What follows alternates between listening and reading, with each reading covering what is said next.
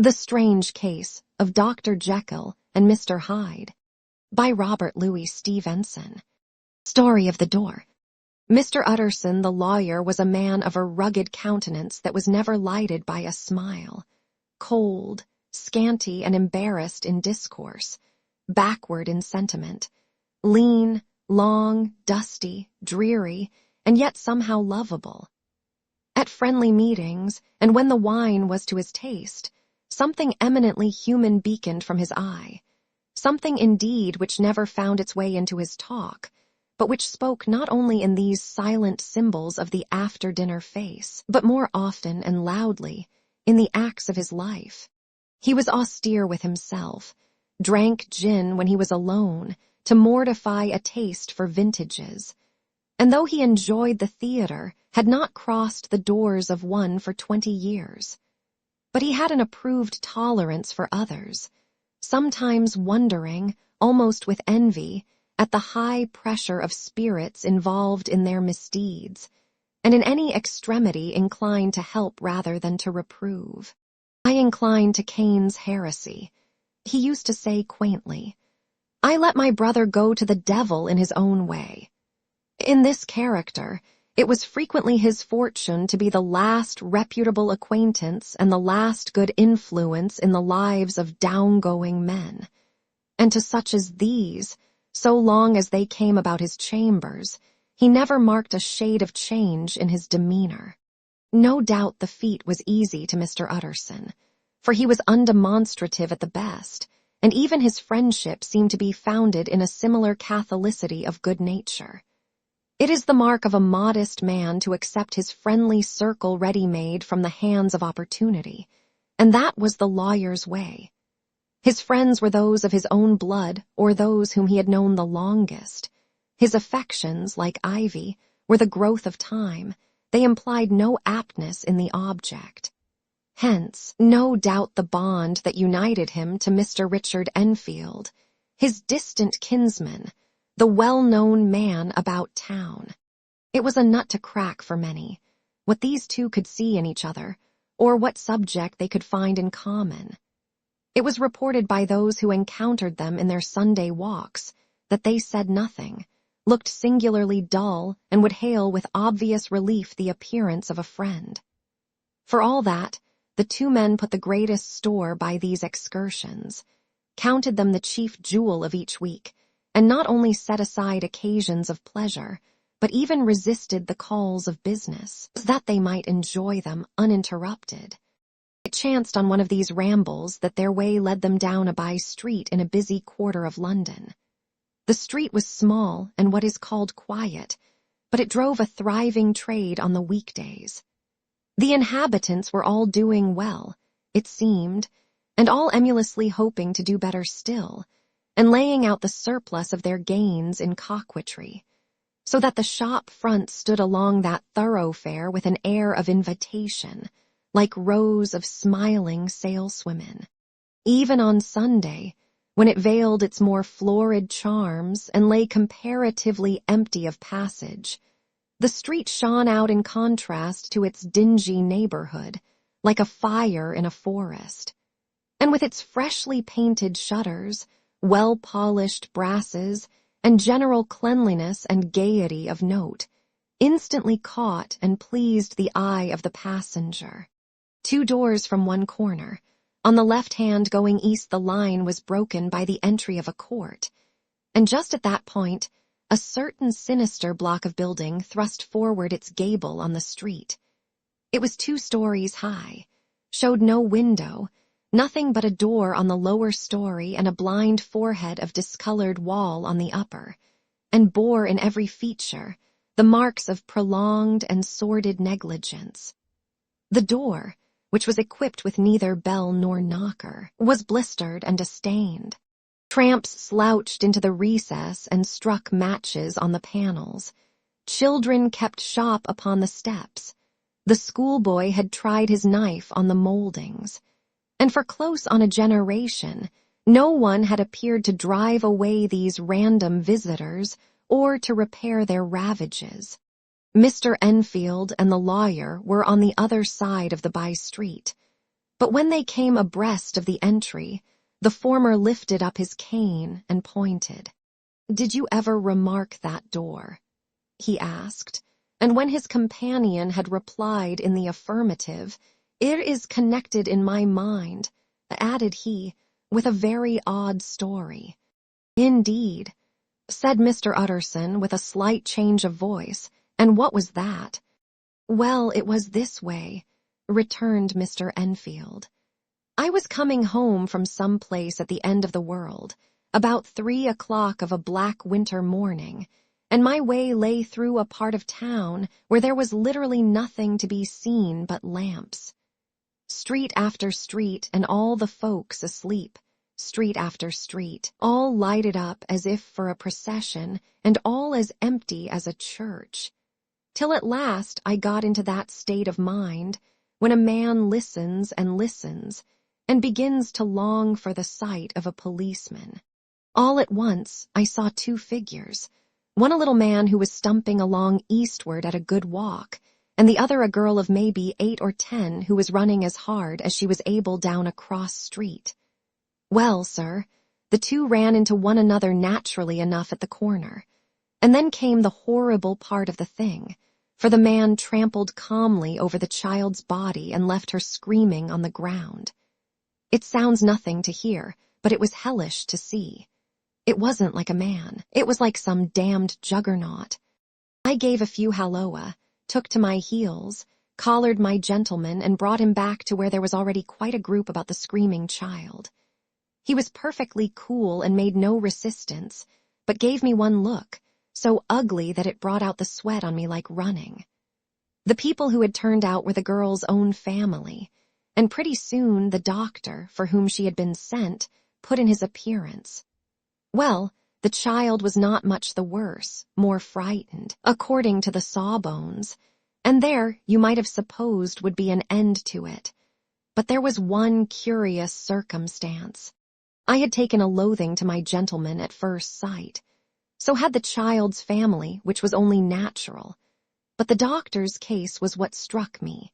He was the usual cut and dry apothecary, of no particular age and color, with a strong Edinburgh accent and about as emotional as a bagpipe. Well, sir, he was like the rest of us. Every time he looked at my prisoner, I saw that Sawbones turned sick and white with the desire to kill him. I knew what was in his mind, just as he knew what was in mine, and killing being out of the question, we did the next best. We told the man we could, and would make such a scandal out of this as should make his name stink from one end of London to the other. If he had any friends or any credit, we undertook that he should lose them. And all the time, as we were pitching it in red hot, we were keeping the women off him as best we could, for they were as wild as harpies. I never saw a circle of such hateful faces, and there was the man in the middle, with a kind of black sneering coolness. Frightened, too, I could see that, but carrying it off, sir, really like Satan. "If you choose to make capital out of this accident," said he, "I am naturally helpless. No gentleman but wishes to avoid a scene," says he. "Name your figure." Well, we screwed him up to £100 for the child's family. He would have clearly liked to stick out, but there was something about the lot of us that meant mischief, and at last he struck. The next thing was to get the money, and where do you think he carried us but to that place with the door? Whipped out a key, went in, and presently came back with the matter of £10 in gold and a cheque for the balance on Coutts's, drawn payable to bearer and signed with a name that I can't mention, though it's one of the points of my story, but it was a name at least very well known and often printed. The figure was stiff, but the signature was good for more than that, if it was only genuine. I took the liberty of pointing out to my gentleman that the whole business looked apocryphal, and that a man does not, in real life, walk into a cellar door at 4 in the morning and come out with another man's cheque for close upon £100. But he was quite easy and sneering. "Set your mind at rest," says he. "I will stay with you till the banks open and cash the cheque myself." So we all set off, the doctor, and the child's father, and our friend and myself, and passed the rest of the night in my chambers, and next day, when we had breakfasted, went in a body to the bank. I gave in the check myself, and said I had every reason to believe it was a forgery. Not a bit of it. The check was genuine. "Tut, tut," said Mr. Utterson. "I see you feel as I do," said Mr. Enfield. "Yes, it's a bad story. For my man was a fellow that nobody could have to do with, a really damnable man, and the person that drew the check is the very pink of the proprieties, celebrated too, and what makes it worse, one of your fellows who do what they call good. Blackmail, I suppose, an honest man paying through the nose for some of the capers of his youth. Blackmail House is what I call the place with the door, in consequence, though even that, you know, is far from explaining all," he added, and with the words fell into a vein of musing. From this he was recalled by Mr. Utterson, asking rather suddenly, "And you don't know if the drawer of the check lies there? A likely place, isn't it?" returned Mr. Enfield. "But I happen to have noticed his address. He lives in some square or other." "And you never asked about the place with the door?" said Mr. Utterson. "No, sir, I had a delicacy," was the reply. "I feel very strongly about putting questions. It partakes too much of the style of the day of judgment. You start a question, and it's like starting a stone. You sit quietly on the top of a hill, and away the stone goes, starting others, and presently some bland old bird, the last you would have thought of, is knocked on the head in his own back garden, and the family have to change their name. No, sir, I make it a rule of mine. The more it looks like Queer Street, the less I ask." "A very good rule, too," said the lawyer. "But I have studied the place for myself," continued Mr. Enfield. "It seems scarcely a house.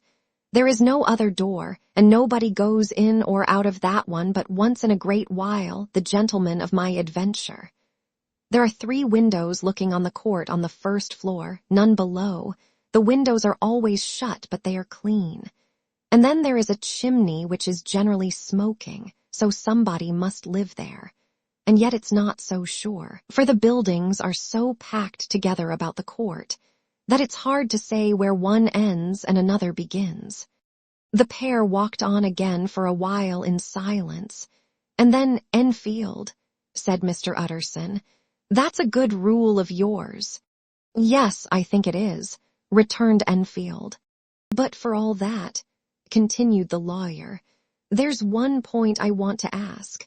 I want to ask the name of that man who walked over the child." "Well," said Mr. Enfield, "I can't see what harm it would do. It was a man of the name of Hyde." "H.M.," said Mr. Utterson. "What sort of a man is he to see?"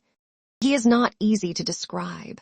There is something wrong with his appearance, something displeasing, something downright detestable.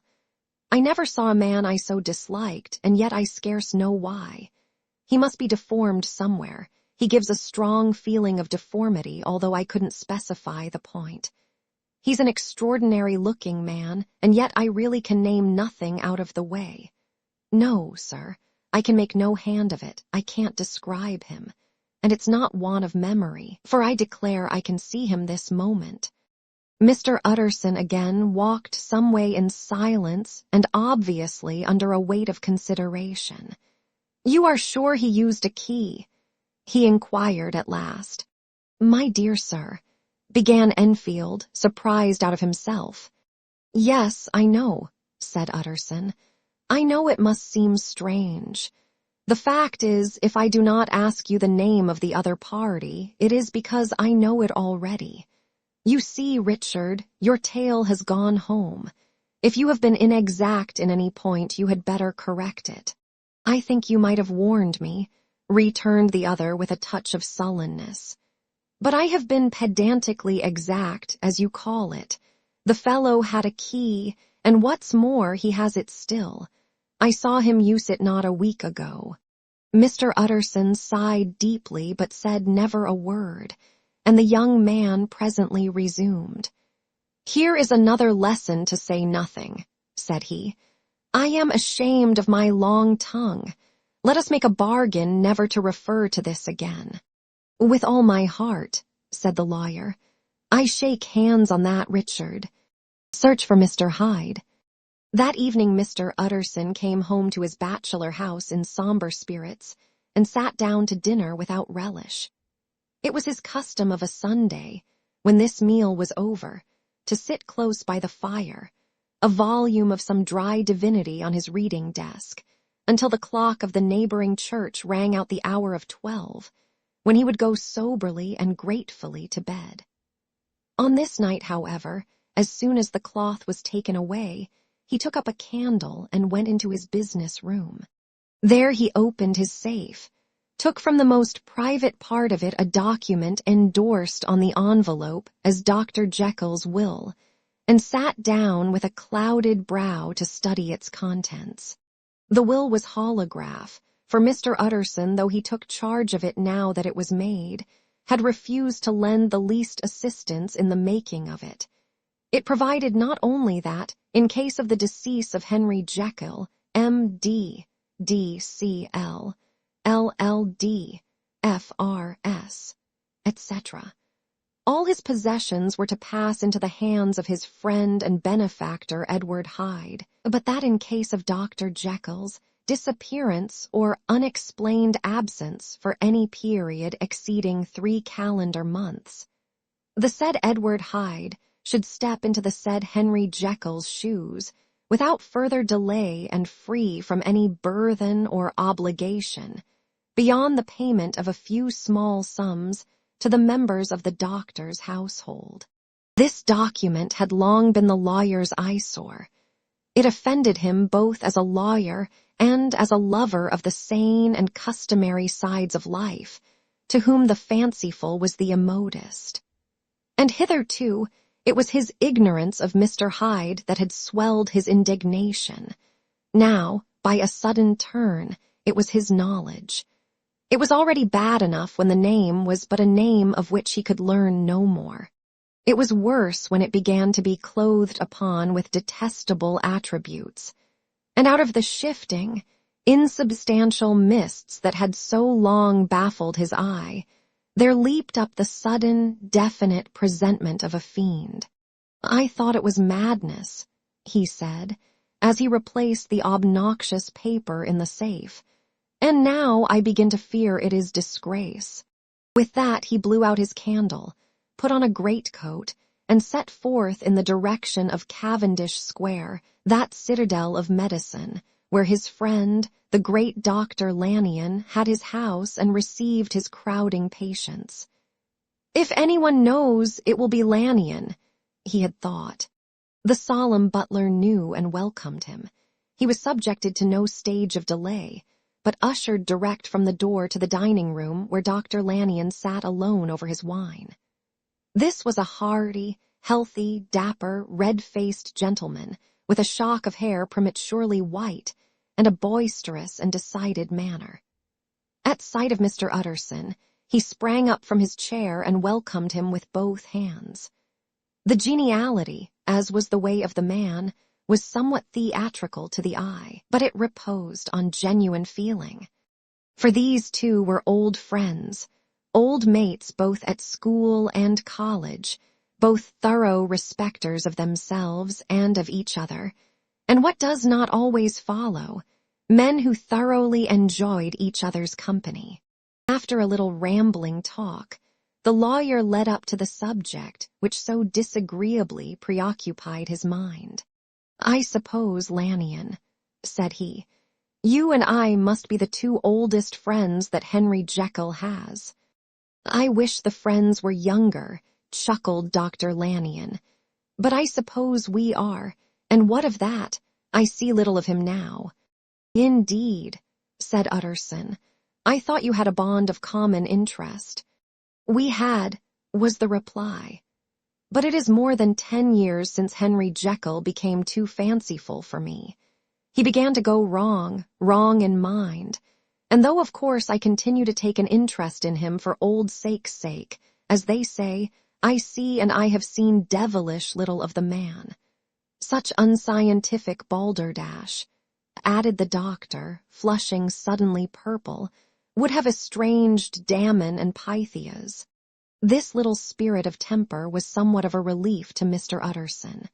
They have only differed on some point of science, he thought, and being a man of no scientific passions, except in the matter of conveyancing, he even added, "It is nothing worse than that." He gave his friend a few seconds to recover his composure, and then approached the question he had come to put. "Did you ever come across a protégé of his, one Hyde?" he asked. "Hyde," repeated Lanyon. "No, never heard of him since my time." That was the amount of information that the lawyer carried back with him to the great, dark bed on which he tossed to and fro, until the small hours of the morning began to grow large. It was a night of little ease to his toiling mind, toiling in mere darkness and besieged by questions.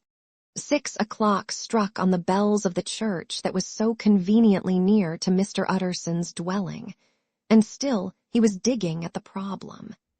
Hitherto it had touched him on the intellectual side alone, but now his imagination also was engaged, or rather enslaved.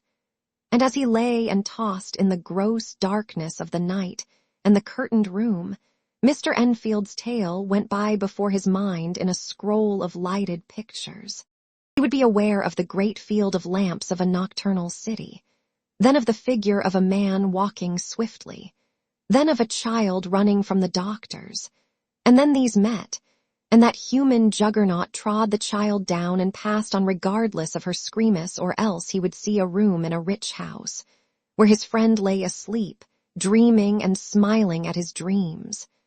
And then the door of that room would be opened, the curtains of the bed plucked apart, the sleeper recalled, and lo, there would stand by his side a figure to whom power was given, and even at that dead hour he must rise and do its bidding.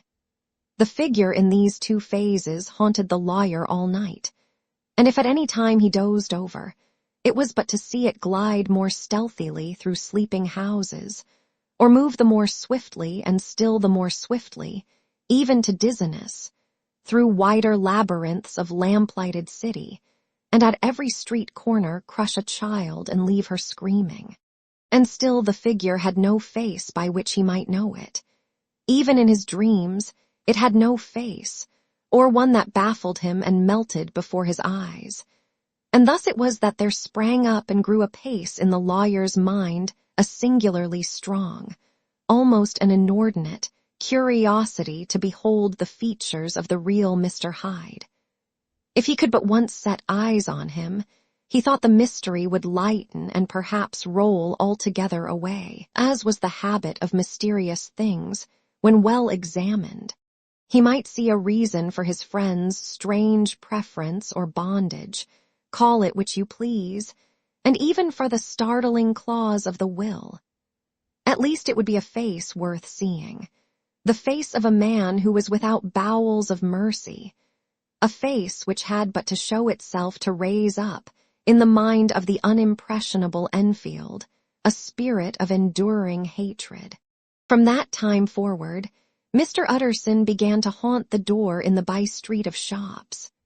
In the morning before office hours, at noon when business was plenty and time scarce, at night under the face of the fogged city moon, by all lights, and at all hours of solitude or concourse, the lawyer was to be found on his chosen post. If he be Mr. Hyde, he had thought, I shall be Mr. Seek. And at last his patience was rewarded. It was a fine, dry night, frost in the air, the streets as clean as a ballroom floor, the lamps, unshaken by any wind, drawing a regular pattern of light and shadow. By 10 o'clock, when the shops were closed, the by-street was very solitary, and in spite of the low growl of London from all round, very silent. Small sounds carried far. Domestic sounds out of the houses were clearly audible on either side of the roadway, and the rumor of the approach of any passenger, preceded him by a long time. Mr. Utterson had been some minutes at his post when he was aware of an odd light footstep drawing near. In the course of his nightly patrols, he had long grown accustomed to the quaint effect with which the footfalls of a single person, while he is still a great way off, suddenly spring out distinct from the vast hum and clatter of the city. Yet his attention had never before been so sharply and decisively arrested, and it was with a strong, superstitious prevision of success that he withdrew into the entry of the court. The steps drew swiftly nearer, and swelled out suddenly louder as they turned the end of the street. The lawyer, looking forth from the entry, could soon see what manner of man he had to deal with. He was small and very plainly dressed, and the look of him, even at that distance, went somehow strongly against the watcher's inclination. But he made straight for the door, crossing the roadway to save time, and as he came, he drew a key from his pocket like one approaching home. Mr. Utterson stepped out and touched him on the shoulder as he passed. "Mr. Hyde, I think." Mr. Hyde shrank back with a hissing intake of the breath, but his fear was only momentary, and though he did not look the lawyer in the face, he answered coolly enough, "That is my name. What do you want?" "I see you are going in," returned the lawyer. "I am an old friend of Dr. Jekyll's, Mr. Utterson of Gaunt Street. You must have heard of my name, and meeting you so conveniently, I thought you might admit me." "You will not find Dr. Jekyll. He is from home," replied Mr. Hyde, blowing in the key. And then suddenly, but still without looking up, "How did you know me?" he asked. "On your side," said Mr. Utterson. "Will you do me a favor?" "With pleasure," replied the other. "What shall it be?" "Will you let me see your face?" asked the lawyer. Mr. Hyde appeared to hesitate, and then, as if upon some sudden reflection, fronted about with an air of defiance, and the pair stared at each other pretty fixedly for a few seconds. "Now I shall know you again," said Mr. Utterson. "It may be useful." "Yes," returned Mr. Hyde, "it is as well we have met, and apropos, you should have my address." And he gave a number of a street in Soho. Good God, thought Mr. Utterson, can he, too, have been thinking of the will? But he kept his feelings to himself and only grunted in acknowledgment of the address. "And now," said the other, "how did you know me?" "By description," was the reply. "Whose description?" "We have common friends," said Mr. Utterson. "Common friends," echoed Mr. Hyde a little hoarsely. "Who are they?" "Jekyll, for instance," said the lawyer. "He never told you," cried Mr. Hyde with a flush of anger. "I did not think you would have lied." "Come," said Mr. Utterson, "that is not fitting language." The other snarled aloud into a savage laugh, and the next moment, with extraordinary quickness, he had unlocked the door and disappeared into the house. The lawyer stood a while when Mr. Hyde had left him, the picture of disquietude. Then he began slowly to mount the street, pausing every step or two and putting his hand to his brow like a man in mental perplexity. The problem he was thus debating as he walked was one of a class that is rarely solved. Mr. Hyde was pale and dwarfish. He gave an impression of deformity without any nameable malformation. He had a displeasing smile. He had borne himself to the lawyer with a sort of murderous mixture of timidity and boldness, and he spoke with a husky, whispering, and somewhat broken voice. All these were points against him, but not all of these together could explain the hitherto unknown disgust, loathing, and fear with which Mr. Utterson regarded him. "There must be something else," said the perplexed gentleman. "There is something more, if I could find a name for it. God bless me, the man seems hardly human. Something troglodytic, shall we say? Or can it be the old story of Dr. Fell? Or is it the mere radiance of a foul soul that thus transpires through and transfigures its clay continent? The last, I think. For oh, my poor old Harry Jekyll, if ever I read Satan's signature upon a face, it is on that of your new friend. Round the corner from the by-street, there was a square of ancient, handsome houses, now for the most part decayed from their high estate and let in flats and chambers to all sorts and conditions of men, mapping gravers, architects, shady lawyers, and the agents of obscure enterprises. One house, however, second from the corner, was still occupied entire, and at the door of this, which wore a great air of wealth and comfort, though it was now plunged in darkness except for the fanlight, Mr. Utterson stopped and knocked. A well-dressed, elderly servant opened the door. "Is Dr. Jekyll at home, Poole?" asked the lawyer. "I will see Mr. Utterson," said Poole, admitting the visitor as he spoke into a large, low-roofed, comfortable hall paved with flags, warmed, after the fashion of a country house, by a bright, open fire, and furnished with costly cabinets of oak. "Will you wait here by the fire, sir? Or shall I give you a light in the dining-room?" "Here, thank you," said the lawyer, and he drew near and leaned on the tall fender. This hall in which he was now left alone was a pet fancy of his friend the doctor's, and Utterson himself was wont to speak of it as the pleasantest room in London. But tonight there was a shudder in his blood. The face of Hyde sat heavy on his memory. He felt, what was rare with him, a nausea and distaste of life, and in the gloom of his spirits he seemed to read a menace in the flickering of the firelight on the polished cabinets and the uneasy starting of the shadow on the roof. He was ashamed of his relief when Poole presently returned to announce that Dr. Jekyll was gone out. "I saw Mr. Hyde go in by the old dissecting room, Poole," he said. "Is that right, when Dr. Jekyll is from home?" "Quite right, Mr. Utterson, sir," replied the servant. "Mr. Hyde has a key.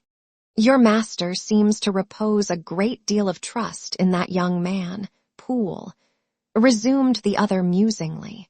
"Yes, sir, he does indeed," said Poole. "We have all orders to obey him." "I do not think I ever met Mr. Hyde?" asked Utterson. "Oh, dear no, sir. He never dines here," replied the butler. "Indeed, we see very little of him on this side of the house. He mostly comes and goes by the laboratory." "Well, good night, Poole." "Good night, Mr. Utterson." And the lawyer set out homeward with a very heavy heart. "Poor Harry Jekyll," he thought. "My mind misgives me he is in deep waters.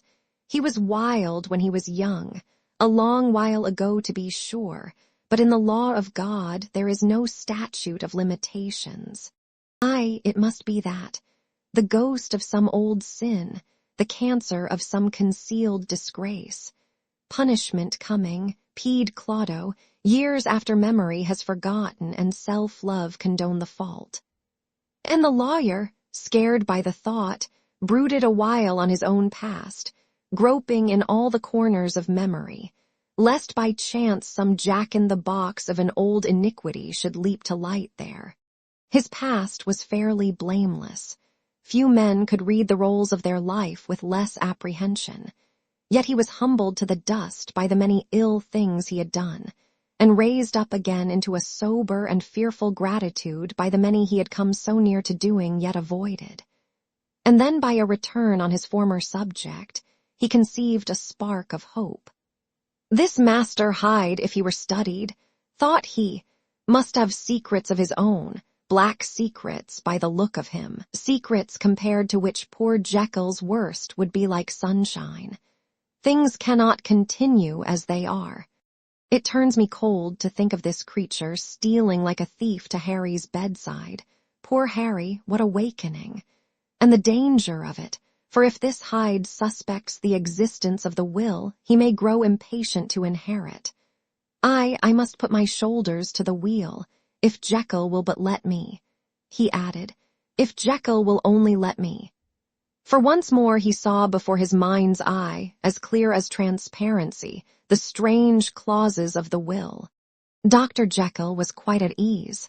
A fortnight later, by excellent good fortune, the doctor gave one of his pleasant dinners to some 5 or 6 old cronies, all intelligent, reputable men and all judges of good wine. And Mr. Utterson so contrived that he remained behind after the others had departed. This was no new arrangement, but a thing that had befallen many scores of times. Where Utterson was liked, he was liked well. Hosts loved to detain the dry lawyer, when the light-hearted and loose-tongued had already their foot on the threshold. They liked to sit a while in his unobtrusive company, practicing for solitude, sobering their minds in the man's rich silence after the expense and strain of gaiety. To this rule, Dr. Jekyll was no exception, and as he now sat on the opposite side of the fire, a large, well-made, smooth-faced man of 50, with something of a slyish cast perhaps, but every mark of capacity and kindness, you could see by his looks that he cherished for Mr. Utterson a sincere and warm affection. "I have been wanting to speak to you, Jekyll," it began the latter. "You know that will of yours." A close observer might have gathered that the topic was distasteful, but the doctor carried it off gaily. "My poor Utterson," said he, "you are unfortunate in such a client. I never saw a man so distressed as you were by my will, unless it were that hide-bound pedant Lanyon at what he called my scientific heresies. Oh, I know he's a good fellow, you needn't frown, an excellent fellow, and I always mean to see more of him, but a hide-bound pedant for all that, an ignorant, blatant pedant. I was never more disappointed in any man than Lanyon. You know I never approved of it," pursued Utterson, ruthlessly disregarding the fresh topic. "My will? Yes, certainly, I know that," said the doctor a trifle sharply. "You have told me so." "Well, I tell you so again," continued the lawyer. "I have been learning something of young Hyde." The large, handsome face of Dr. Jekyll grew pale to the very lips, and there came a blackness about his eyes. "I do not care to hear more," said he. "This is a matter I thought we had agreed to drop."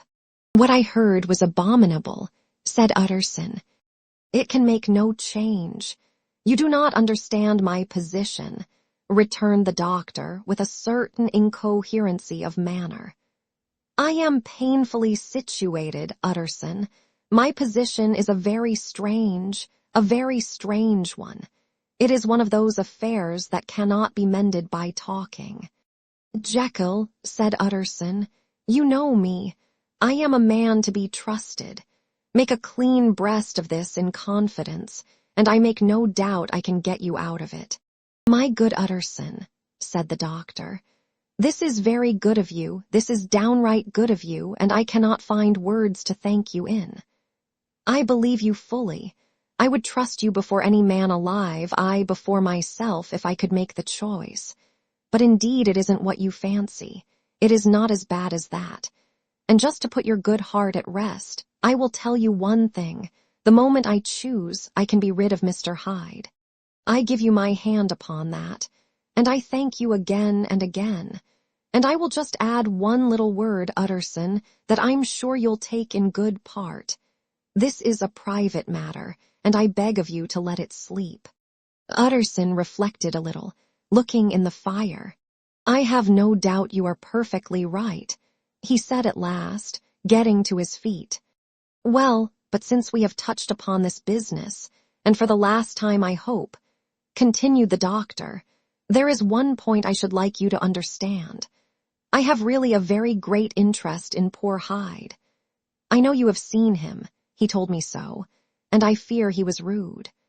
But I do sincerely take a very great interest in that young man, and if I am taken away, Utterson, I wish you to promise me that you will bear with him and get his rights for him. I think you would, if you knew all, and it would be a weight off my mind if you would promise." "I can't pretend that I shall ever like him," said the lawyer. "I don't ask that," pleaded Jekyll, laying his hand upon the other's arm. "I only ask for justice. I only ask you to help him for my sake when I am no longer here." Utterson heaved an irrepressible sigh. "Well," said he, "I promise." The Carroll murder case. Nearly a year later, in the month of October, 18, London was startled by a crime of singular ferocity and rendered all the more notable by the high position of the victim. The details were few and startling. A maid servant living alone in a house not far from the river had gone upstairs to bed about 11.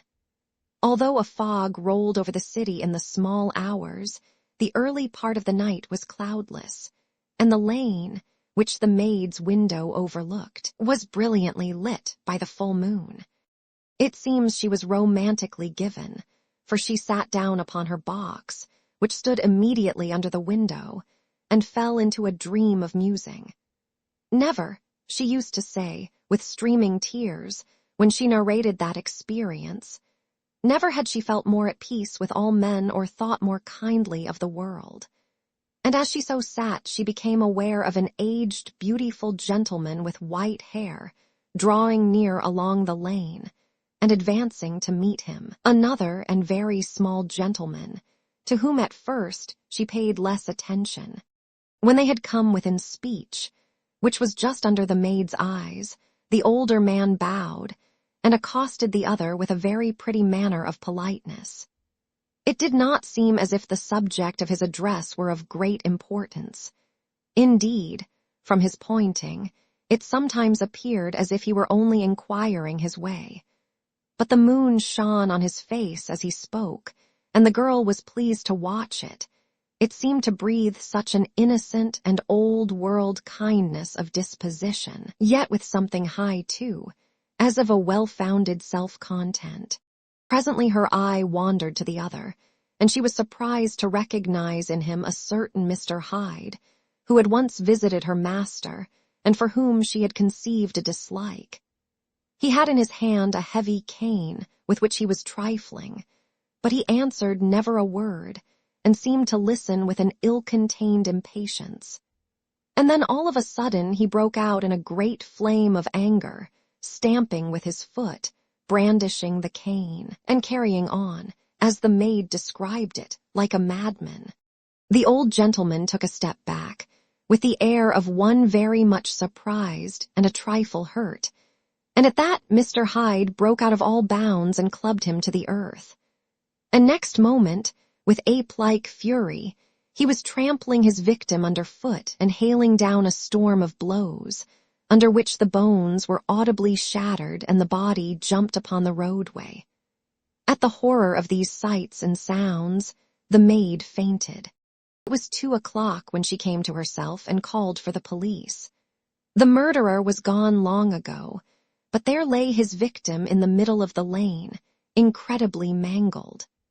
The stick with which the deed had been done, although it was of some rare and very tough and heavy wood, had broken in the middle under the stress of this insensate cruelty, and one splintered half had rolled in the neighboring gutter.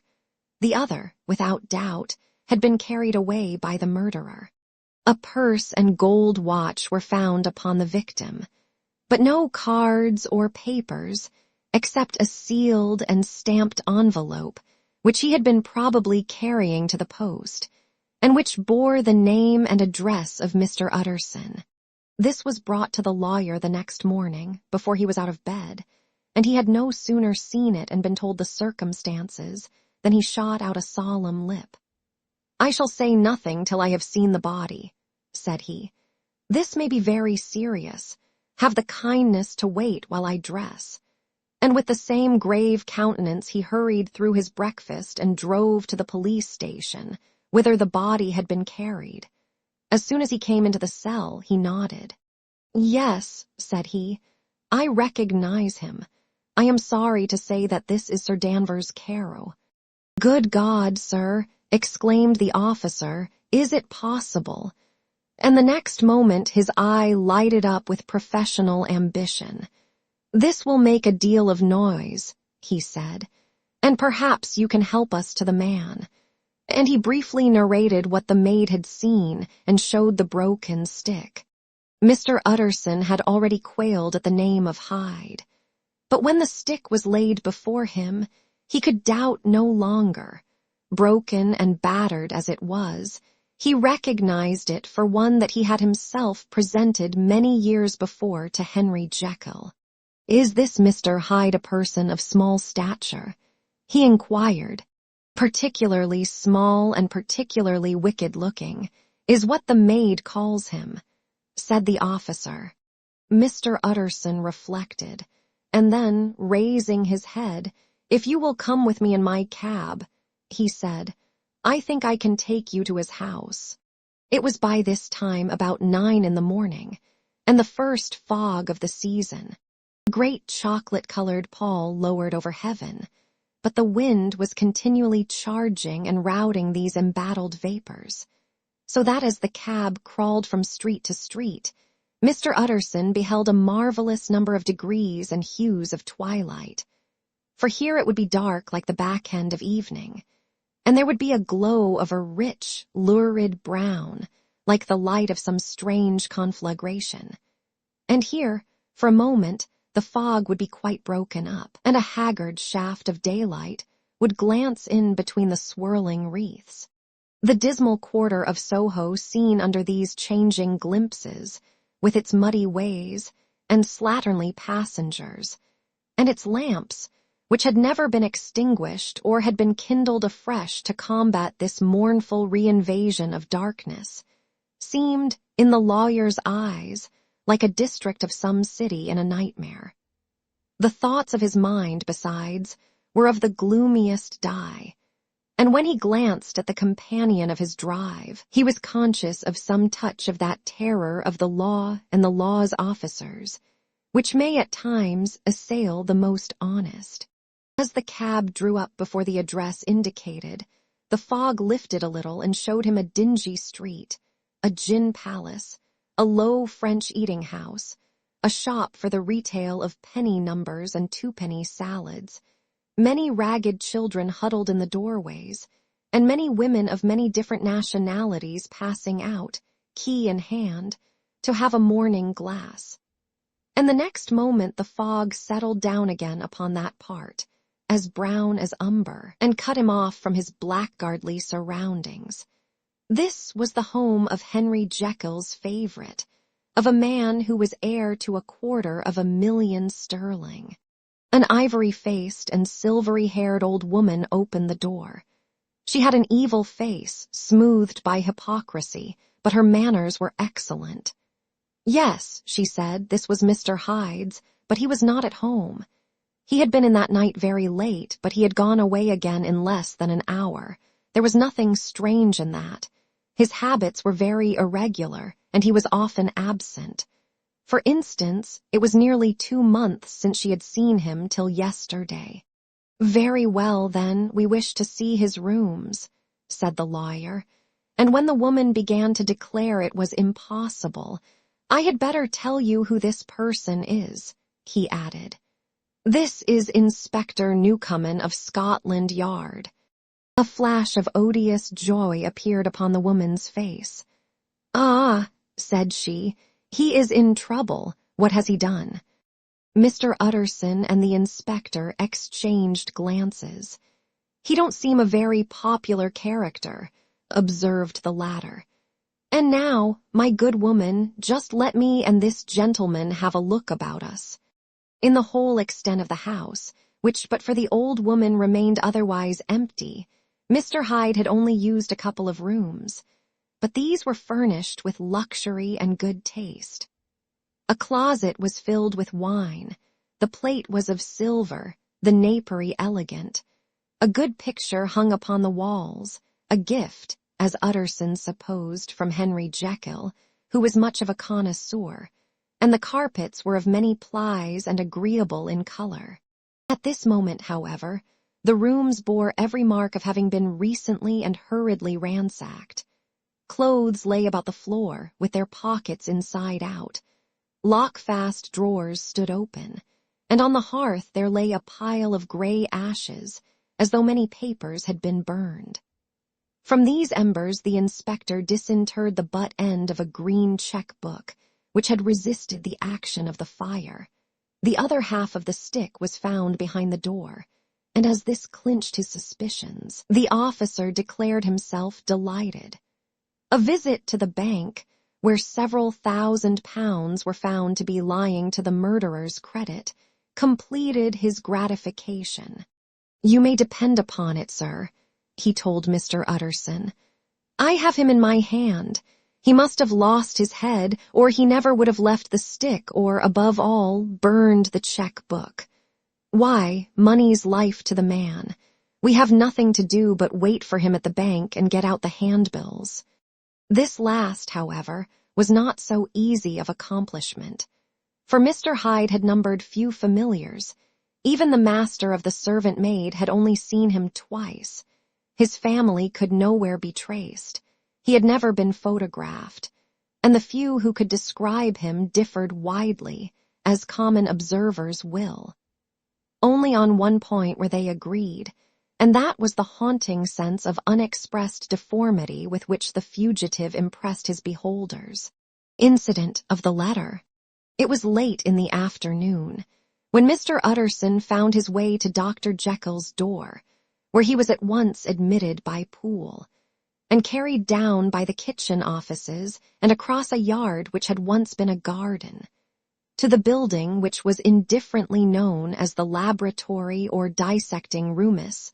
The doctor had bought the house from the heirs of a celebrated surgeon, and his own tastes, being rather chemical than anatomical, had changed the destination of the block at the bottom of the garden.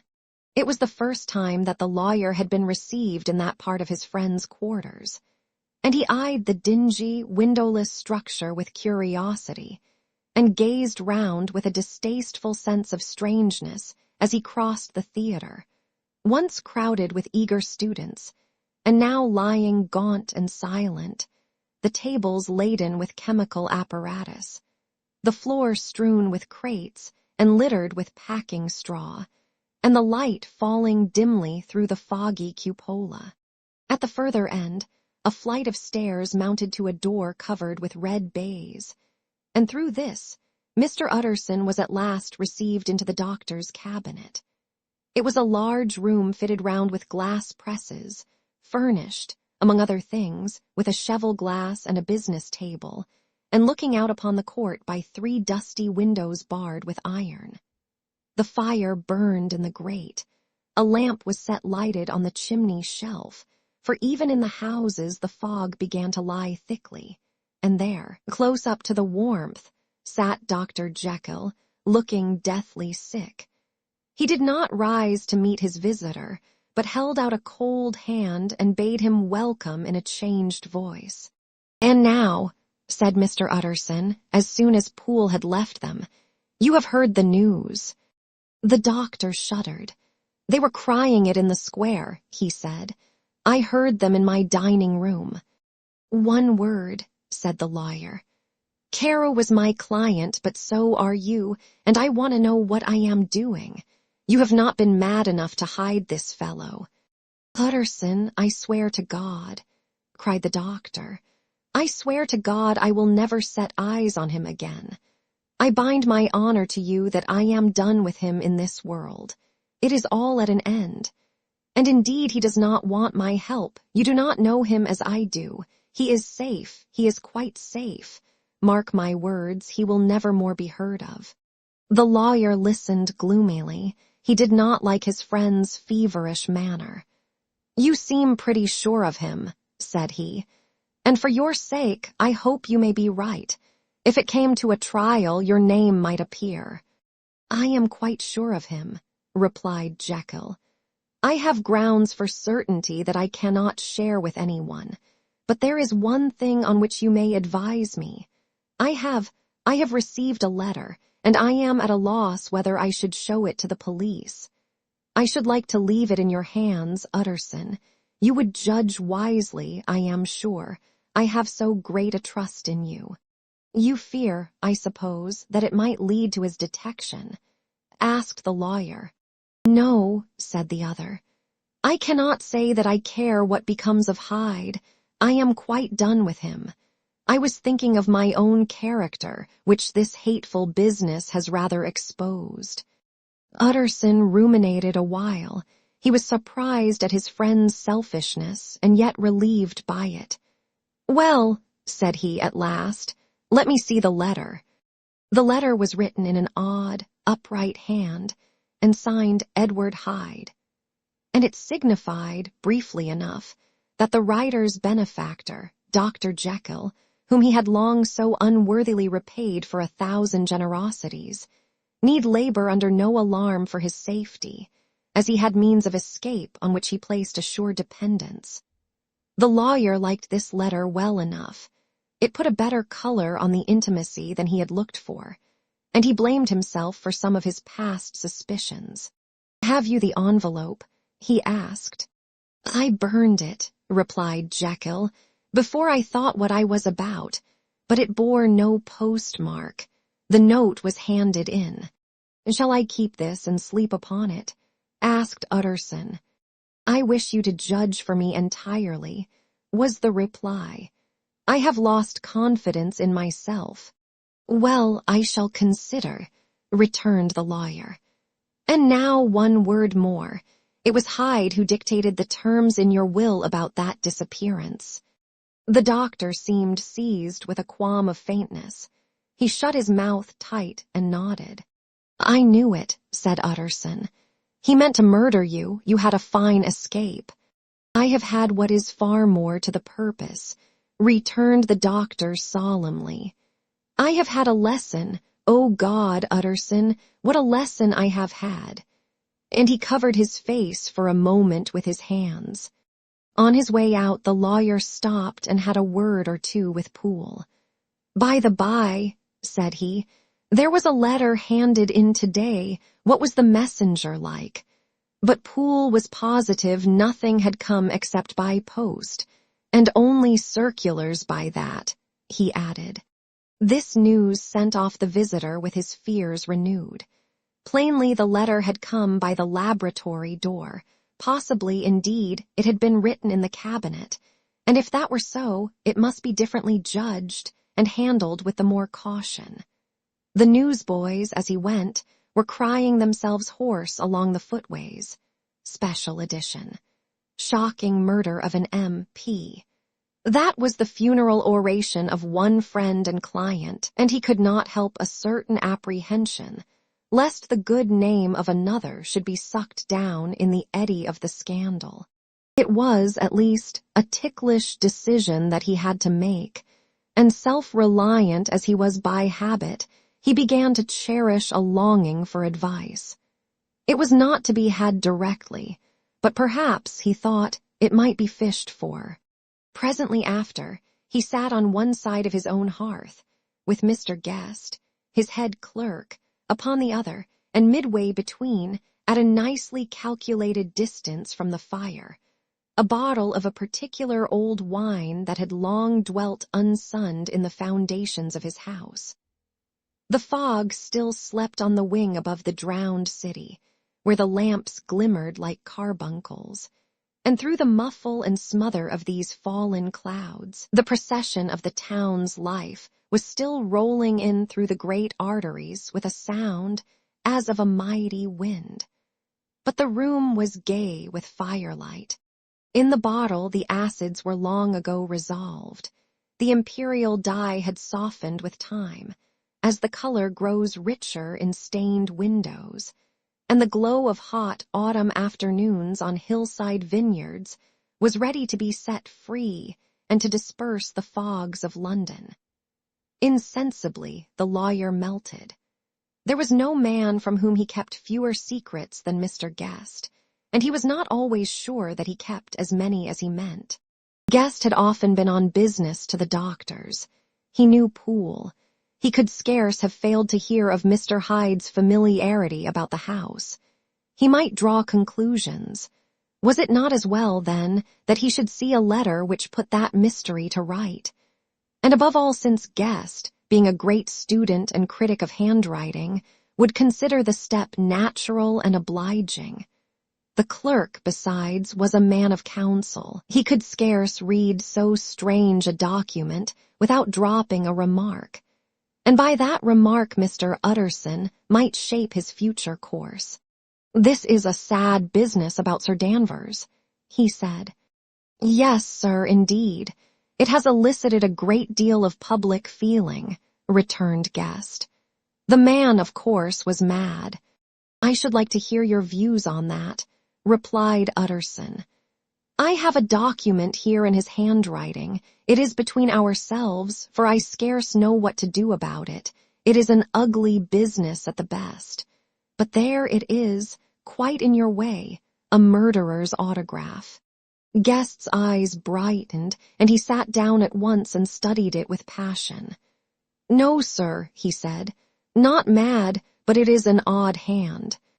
"And by all accounts a very odd writer," added the lawyer. Just then the servant entered with a note. "Is that from Dr. Jekyll, sir?" inquired the clerk. "I thought I knew the writing. Anything private, Mr. Utterson?" "Only an invitation to dinner. Why?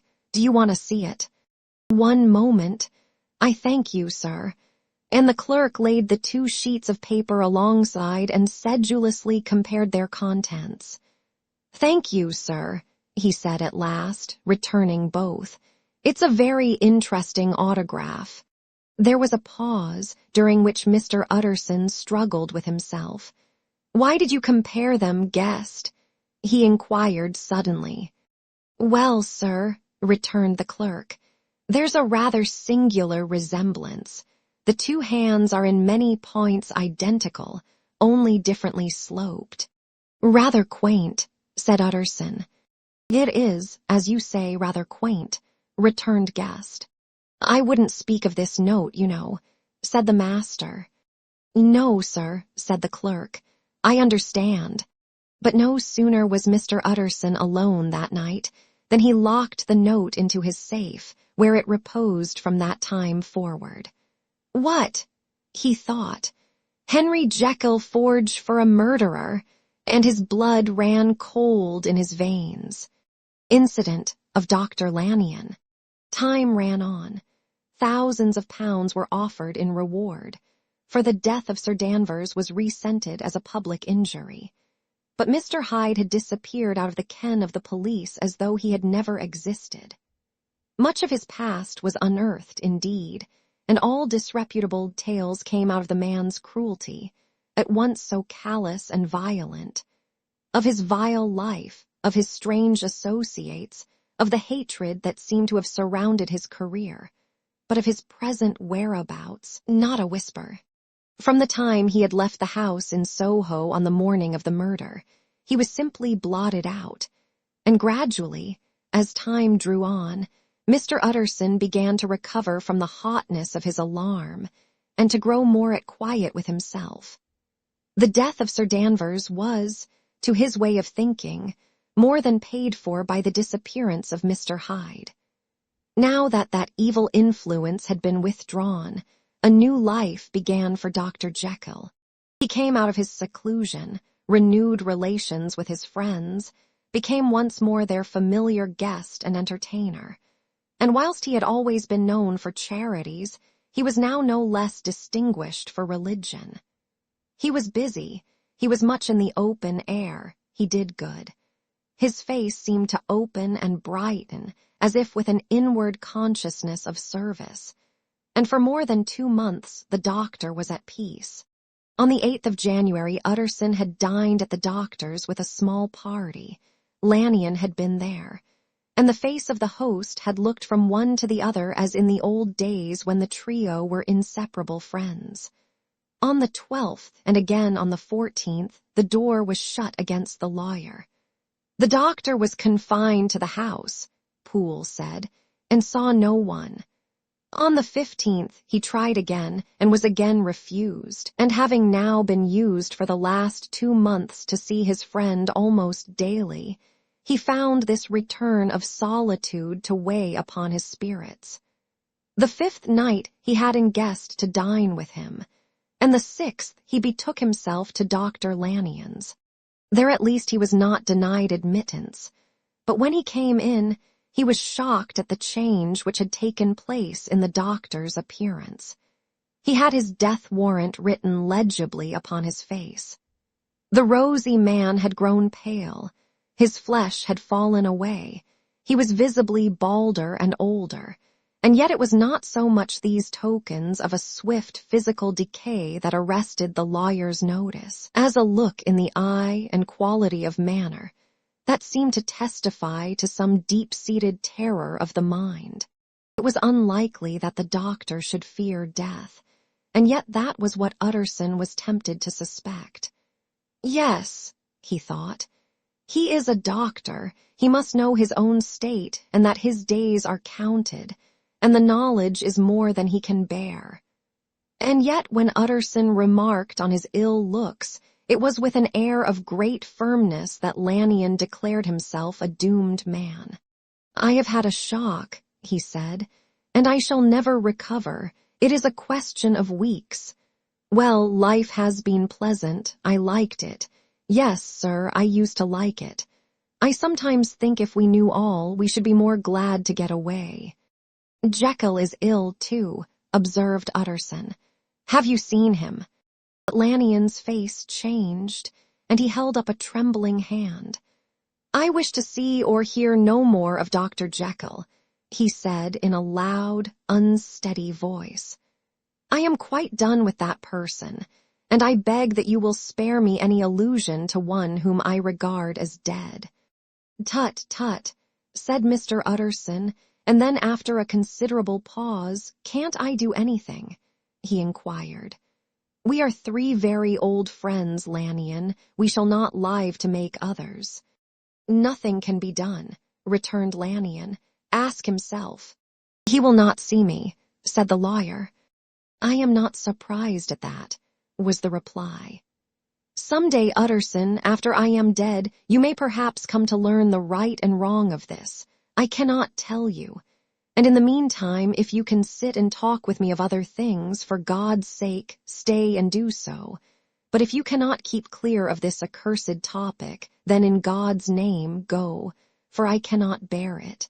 As soon as he got home, Utterson sat down and wrote to Jekyll, complaining of his exclusion from the house, and asking the cause of this unhappy break with Lannion, and the next day brought him a long answer, often very pathetically worded, and sometimes darkly mysterious in drift. The quarrel with Lannion was incurable. "I do not blame our old friend," Jekyll wrote, "but I share his view that we must never meet. I mean from henceforth to lead a life of extreme seclusion. You must not be surprised, nor must you doubt my friendship, if my door is often shut even to you. You must suffer me to go my own dark way. I have brought on myself a punishment and a danger that I cannot name. If I am the chief of sinners, I am the chief of sufferers also. I could not think that this earth contained a place for sufferings and terrors so unmanning. And you can do but one thing, Utterson, to lighten this destiny, and that is to respect my silence." Utterson was amazed. The dark influence of Hyde had been withdrawn. The doctor had returned to his old tasks and amities. A week ago, the prospect had smiled with every promise of a cheerful and an honored age. And now, in a moment, friendship and peace of mind, and the whole tenor of his life were wrecked. So great and unprepared a change pointed to madness, but in view of Lannion's manner and words, there must lie for it some deeper ground. A week afterwards, Dr. Lannion took to his bed, and in something less than a fortnight he was dead.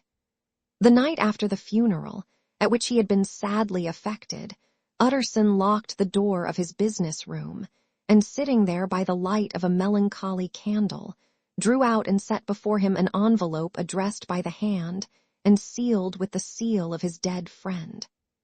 "Private, for the hands of G. J. Utterson alone, and in case of his predecease to be destroyed unread, so it was emphatically superscribed, and the lawyer dreaded to behold the contents. I have buried one friend today, he thought. What if this should cost me another? And then he condemned the fear as a disloyalty and broke the seal. Within there was another enclosure, likewise sealed, and marked upon the cover as not to be opened till the death or disappearance of Dr. Henry Jekyll. Utterson could not trust his eyes. Yes, it was disappearance, here again, as in the mad will which he had long ago restored to its author. Here again were the idea of a disappearance, and the name of Henry Jekyll bracketed. But in the will, that idea had sprung from the sinister suggestion of the man Hyde. It was set there with a purpose all too plain and horrible. Written by the hand of Lanyon, what should it mean? A great curiosity came on the trustee to disregard the prohibition and dive at once to the bottom of these mysteries. But professional honor and faith to his dead friend were stringent obligations, and the packet slept in the inmost corner of his private safe. It is one thing to mortify curiosity, another to conquer it, and it may be doubted if, from that day forth, Utterson desired the society of his surviving friend with the same eagerness. He thought of him kindly, but his thoughts were disquieted and fearful.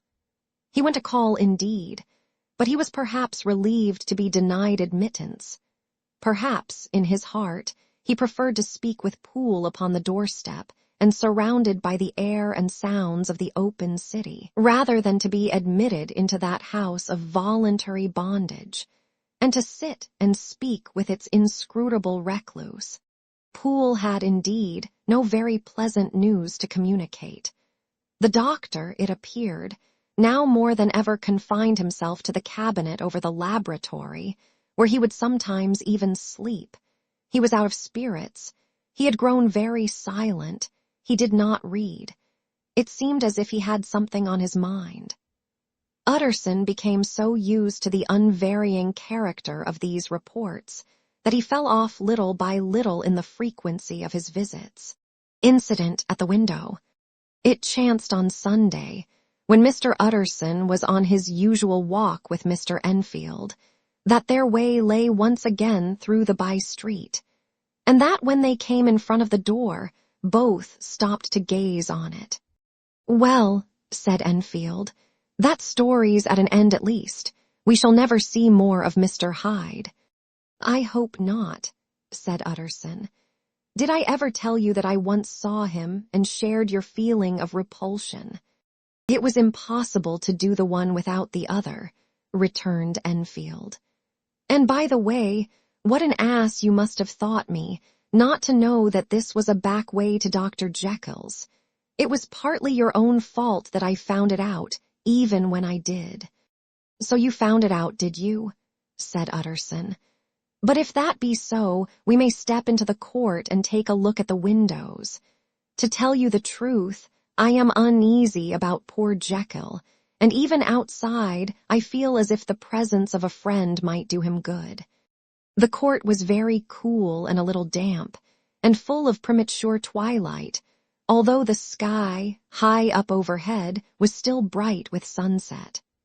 The middle one of the three windows was halfway open, and sitting close beside it, taking the air with an infinite sadness of mien, like some disconsolate prisoner, Utterson saw Dr. Jekyll. "What, Jekyll?" he cried. "I trust you are better." "I am very low, Utterson," replied the doctor drearily. "Very low. It will not last long, thank God." "You stay too much indoors," said the lawyer. "You should be out, whipping up the circulation like Mr. Enfield and me. This is my cousin, Mr. Enfield, Dr. Jekyll. Come now, get your hat and take a quick turn with us." "You are very good," sighed the other. "I should like to very much, but no, it is quite impossible, I dare not. But indeed, Utterson, I am very glad to see you. This is really a great pleasure. I would ask you and Mr. Enfield up, but the place is really not fit." "Why, then," said the lawyer good-naturedly, "the best thing we can do is to stay down here and speak with you from where we are." "That is just what I was about to venture to propose," returned the doctor with a smile. But the words were hardly uttered before the smile was struck out of his face and succeeded by an expression of such abject terror and despair as froze the very blood of the two gentlemen below. They saw it, but for a glimpse for the window was instantly thrust down. But that glimpse had been sufficient, and they turned and left the court without a word.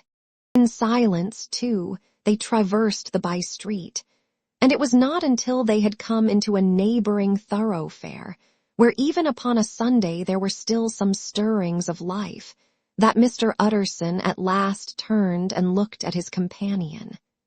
They were both pale, and there was an answering horror in their eyes. God forgive us," said Mr. Utterson.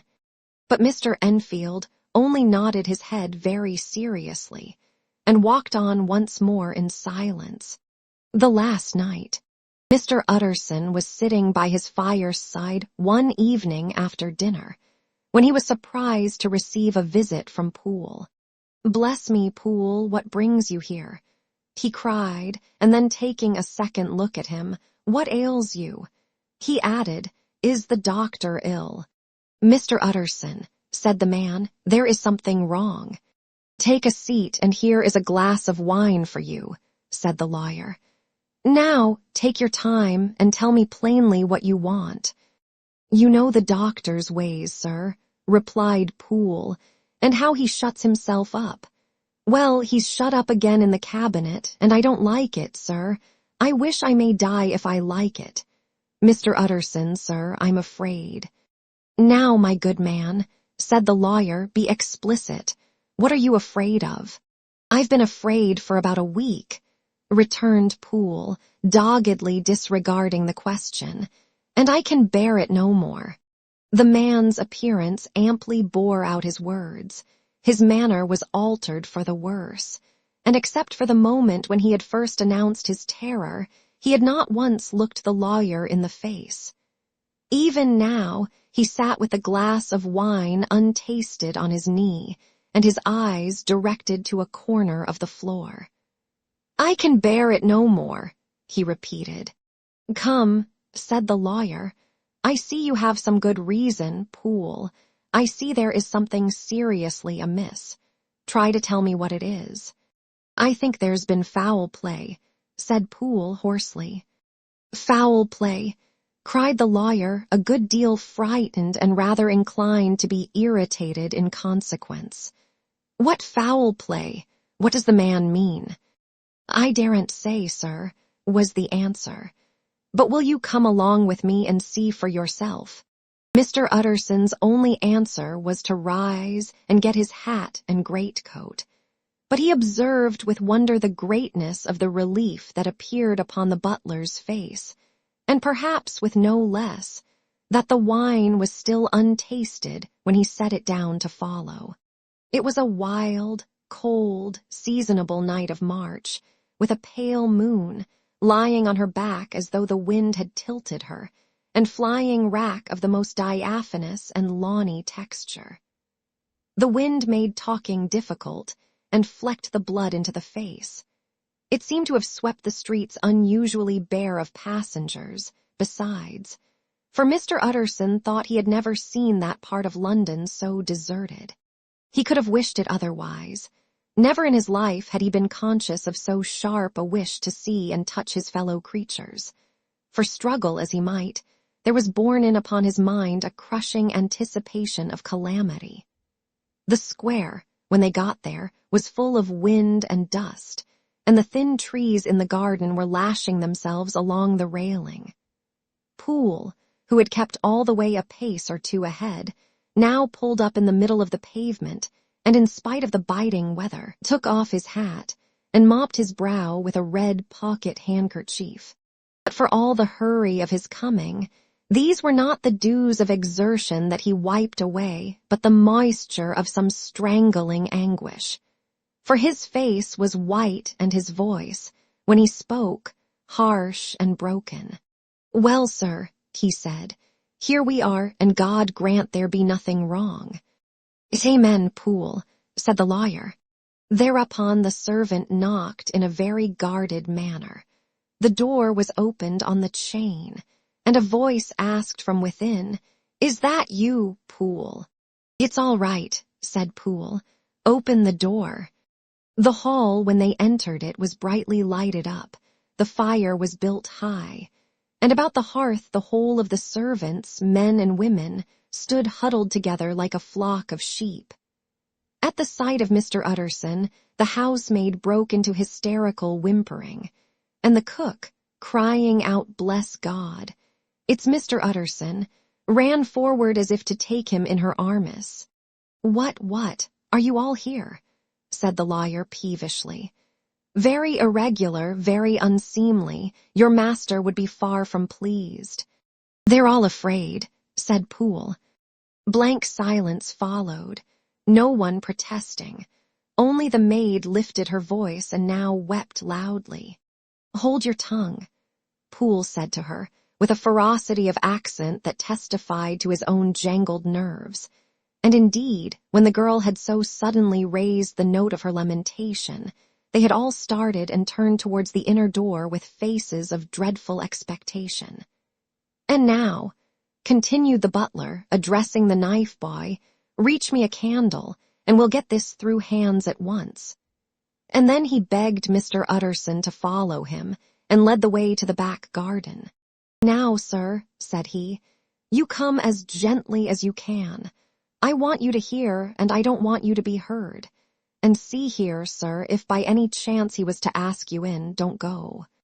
Mr. Utterson's nerves, at this unlooked-for termination, gave a jerk that nearly threw him from his balance. But he recollected his courage and followed the butler into the laboratory building through the surgical theater, with its lumber of crates and bottles, to the foot of the stair. Here Poole motioned him to stand on one side and listen, while he himself, setting down the candle and making a great and obvious call on his resolution, mounted the steps and knocked with a somewhat uncertain hand on the red baize of the cabinet door. "Mr. Utterson, sir, asking to see you," he called, and even as he did so, once more violently signed to the lawyer to give ear. A voice answered from within. "Tell him I cannot see anyone," it said complainingly. "Thank you, sir," said Poole, with a note of something like triumph in his voice. And taking up his candle, he led Mr. Utterson back across the yard and into the great kitchen, where the fire was out and the beetles were leaping on the floor. "Sir," he said, looking Mr. Utterson in the eyes, "was that my master's voice?" "It seems much changed," replied the lawyer, very pale, but giving look for look. "Changed? Well, yes, I think so," said the butler. "Have I been 20 years in this man's house to be deceived about his voice? No, sir. Master's made away with. He was made away with 8 days ago when we heard him cry out upon the name of God. And who's in there instead of him, and why it stays there, is a thing that cries to heaven, Mr. Utterson. This is a very strange tale, Poole. This is rather a wild tale, my man," said Mr. Utterson, biting his finger. "Suppose it were as you suppose, supposing Dr. Jekyll to have been, well, murdered, what could induce the murderer to stay? That won't hold water, it doesn't commend itself to reason." "Well, Mr. Utterson, you are a hard man to satisfy, but I'll do it yet," said Poole. "All this last week you must know him, or it, whatever it is that lives in that cabinet, has been crying night and day for some sort of medicine and cannot get it to his mind. It was sometimes his way, the master's, that is, to write his orders on a sheet of paper and throw it on the stair. We've had nothing else this week back, nothing but papers and a closed door, and the very meals. left there to be smuggled in when nobody was looking. Well, sir, every day, aye, and twice and thrice in the same day, there have been orders and complaints, and I have been sent flying to all the wholesale chemists in town. Every time I brought the stuff back, there would be another paper telling me to return it, because it was not pure, and another order to a different firm. This drug is wanted bitter bad, sir, whatever for. Have you any of these papers? Asked Mr. Utterson. Poole felt in his pocket and handed out a crumpled note, which the lawyer, bending nearer to the candle, carefully examined. Its contents ran thus. Dr. Jekyll presents his compliments to Messrs. Ma. He assures them that their last sample is impure and quite useless for his present purpose. In the year 18, Dr. J. purchased a somewhat large quantity from Messrs. M. He now begs them to search with most sedulous care, and should any of the same quality be left, forward it to him at once. Expense is no consideration. The importance of this to Dr. J. can hardly be exaggerated. So far the letter had run composedly enough, but here, with a sudden splutter of the pen, the writer's emotion had broken loose. For God's sake, he added, find me some of the old. This is a strange note, said Mr. Utterson, and then sharply, how do you come to have it open? The man at Ma's was main angry, sir, and he threw it back to me like so much dirt, returned Poole. This is unquestionably the doctor's hand, do you know? Resumed the lawyer. I thought it looked like it, said the servant rather sulkily, and then with another voice, but what matters hand of right? He said. I've seen him. Seen him, repeated Mr. Utterson. Well, that's it, said Poole. It was this way. I came suddenly into the theater from the garden. It seems he had slipped out to look for this drug or whatever it is, for the cabinet door was open, and there he was at the far end of the room digging among the crates. He looked up when I came in, gave a kind of cry, and whipped upstairs into the cabinet. It was but for 1 minute that I saw him, but the hair stood upon my head like quills. Sir, if that was my master, why had he a mask upon his face? If it was my master, why did he cry out like a rat and run from me? I have served him long enough. And then, the man paused and passed his hand over his face. These are all very strange circumstances, said Mr. Utterson, but I think I begin to see daylight.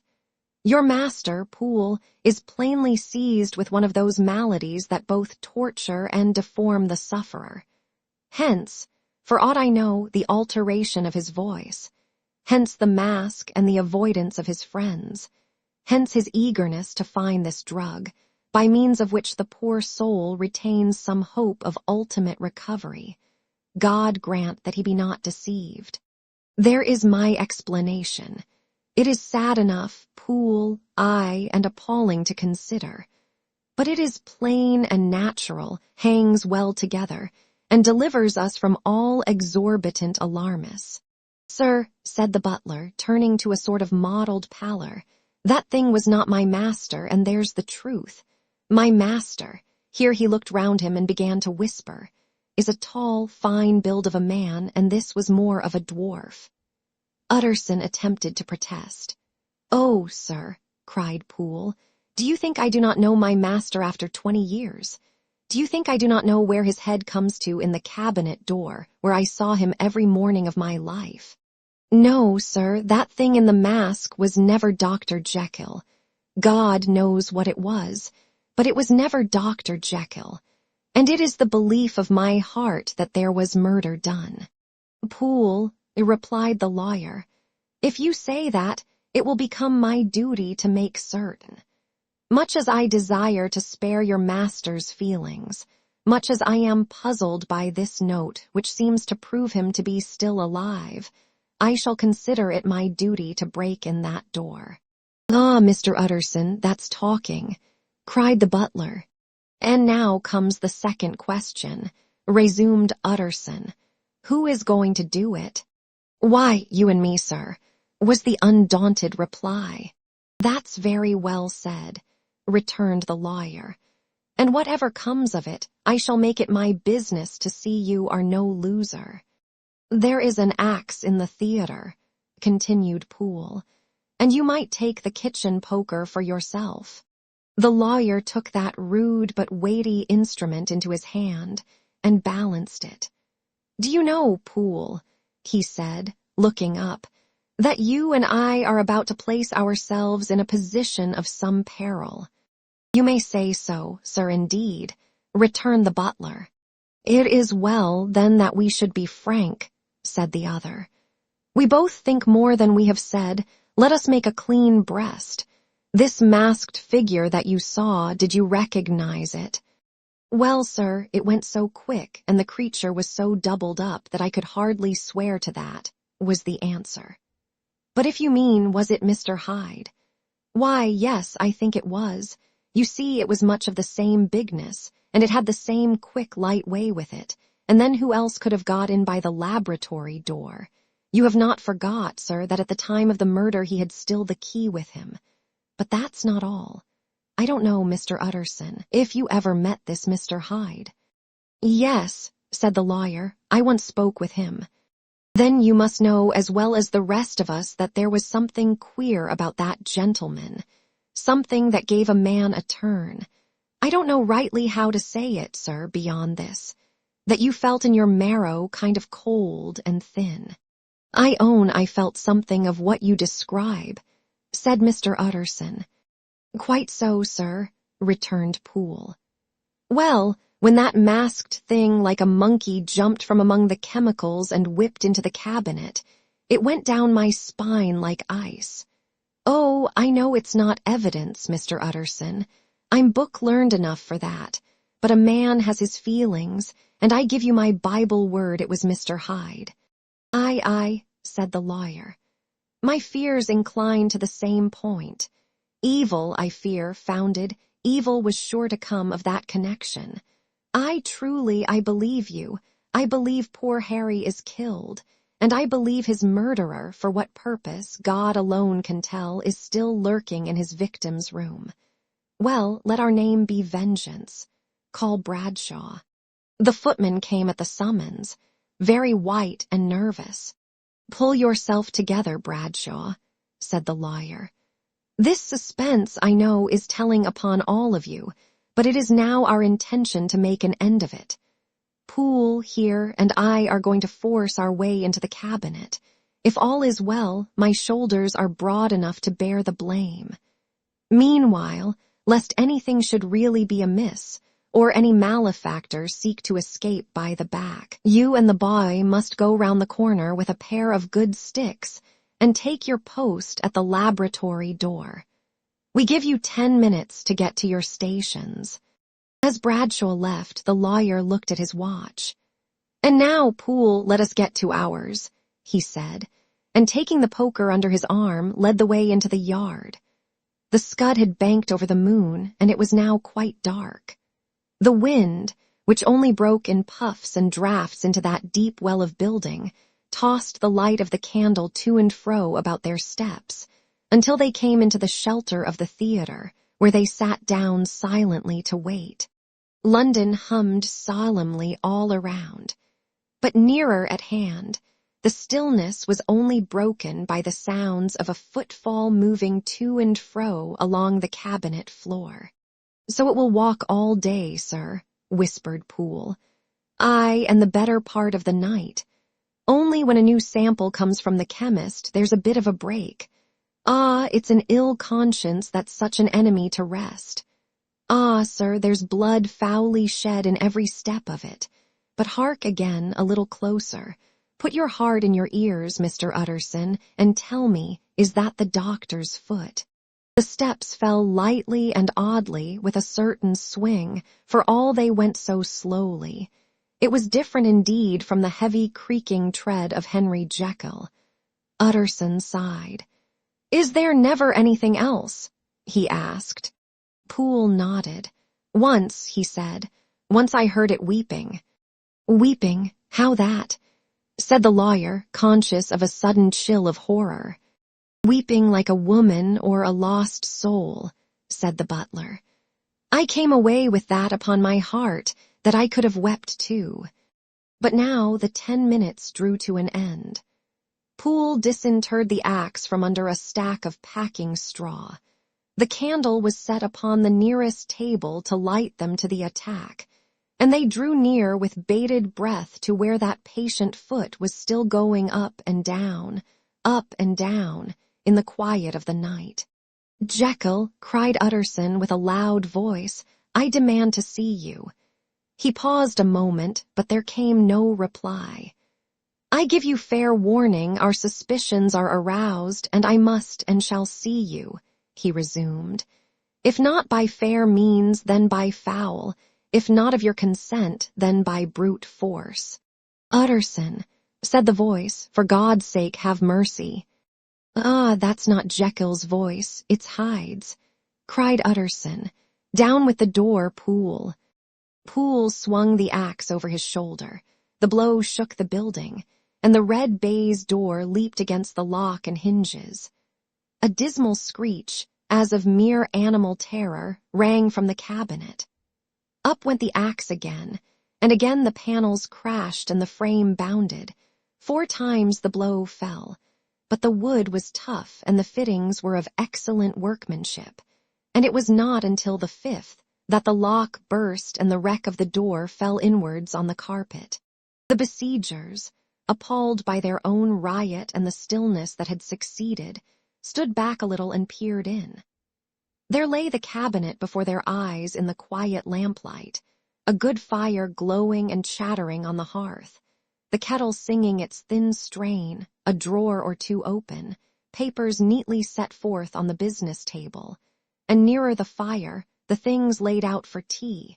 The quietest room, you would have said, and but for the glazed presses full of chemicals, the most commonplace that night in London. Right in the middle there lay the body of a man sorely contorted and still twitching. They drew near on tiptoe, turned it on its back, and beheld the face of Edward Hyde. He was dressed in clothes far too large for him, clothes of the doctor's bigness. The cords of his face still moved with a semblance of life, but life was quite gone. And by the crushed file in the hand and the strong smell of kernels that hung upon the air, Utterson knew that he was looking on the body of a self-destroyer. We have come too late, he said sternly, whether to save or punish. Hyde is gone to his account, and it only remains for us to find the body of your master. The far greater proportion of the building was occupied by the theater, which filled almost the whole ground story and was lighted from above, and by the cabinet, which formed an upper story at one end and looked upon the court. A corridor joined the theater to the door on the by-street, and with this the cabinet communicated separately by a second flight of stairs. There were besides a few dark closets and a spacious cellar. All these they now thoroughly examined. Each closet needed but a glance, for all were empty, and all, by the dust that fell from their doors, had stood long unopened. The cellar, indeed, was filled with crazy lumber, mostly dating from the times of the surgeon who was Jekyll's predecessor. But even as they opened the door, they were advertised of the uselessness of further search by the fall of a perfect mat of cobweb which had for years sealed up the entrance. Nowhere was there any trace of Henry Jekyll, dead or alive. Poole stamped on the flags of the corridor. He must be buried here, he said, hearkening to the sound. Or he may have fled, said Utterson, and he turned to examine the door in the by-street.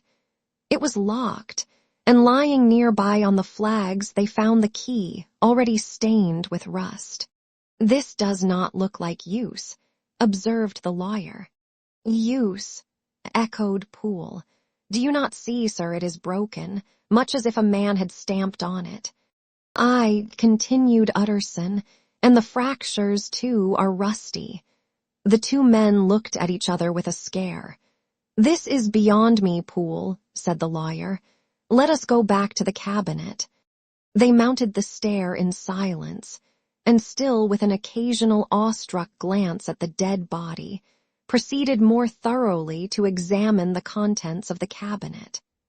At one table, there were traces of chemical work, various measured heaps of some white salt being laid on glass saucers, as though for an experiment in which the unhappy man had been prevented. "That is the same drug that I was always bringing him," said Poole, and even as he spoke, the kettle with a startling noise boiled over. This brought them to the fireside, where the easy-chair was drawn cozily up, and the tea-things stood ready to the sitter's elbow, the very sugar in the cup. There were several books on a shelf. One lay beside the tea-things open, and Utterson was amazed to find it a copy of a pious work, for which Jekyll had several times expressed a great esteem, annotated, in his own hand with startling blasphemies. Next, in the course of their review of the chamber, the searchers came to the cheval glass, into whose depths they looked with an involuntary horror. But it was so turned as to show them nothing but the rosy glow playing on the roof, the fire sparkling in 100 repetitions along the glazed front of the presses, and their own pale and fearful countenances stooping to look in. "This glass has seen some strange things, sir," whispered Poole. "And surely none stranger than itself," echoed the lawyer in the same tones. For what did Jekyll? He caught himself up at the word with a start, and then conquering the weakness. "What could Jekyll want with it?" he said. "You may say that," said Poole. Next they turned to the business table. On the desk, among the neat array of papers, a large envelope was uppermost, and bore, in the doctor's hand, the name of Mr. Utterson. The lawyer unsealed it, and several enclosures fell to the floor. The first was a will, drawn in the same eccentric terms as the one which he had returned 6 months before, to serve as a testament in case of death and as a deed of gift in case of disappearance. But in place of the name of Edward Hyde, the lawyer, with indescribable amazement, read the name of Gabriel John Utterson. He looked at Poole, and then back at the paper, and last of all at the dead malefactor stretched upon the carpet. "My head goes round," he said. "He has been all these days in possession. He had no cause to like me. He must have raged to see himself displaced, and he has not destroyed this document." He caught up the next paper. It was a brief note in the doctor's hand and dated at the top. "Oh, Poole," the lawyer cried. "He was alive and here this day. He cannot have been disposed of in so short a space. He must be still alive. He must have fled. And then why fled, and how? And in that case, can we venture to declare this suicide? Oh, we must be careful. I foresee that we may yet involve your master in some dire catastrophe." "Why don't you read it, sir?" asked Poole. "Because I fear," replied the lawyer solemnly. "God grant I have no cause for it."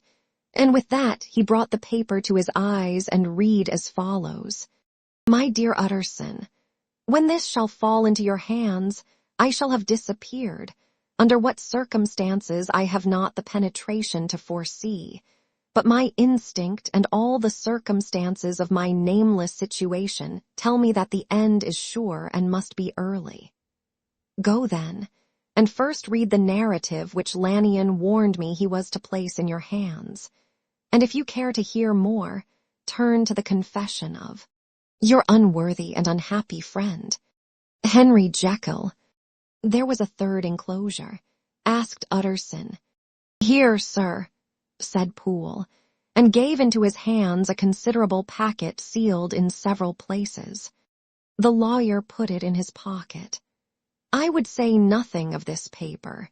If your master has fled or is dead, we may at least save his credit. It is now 10.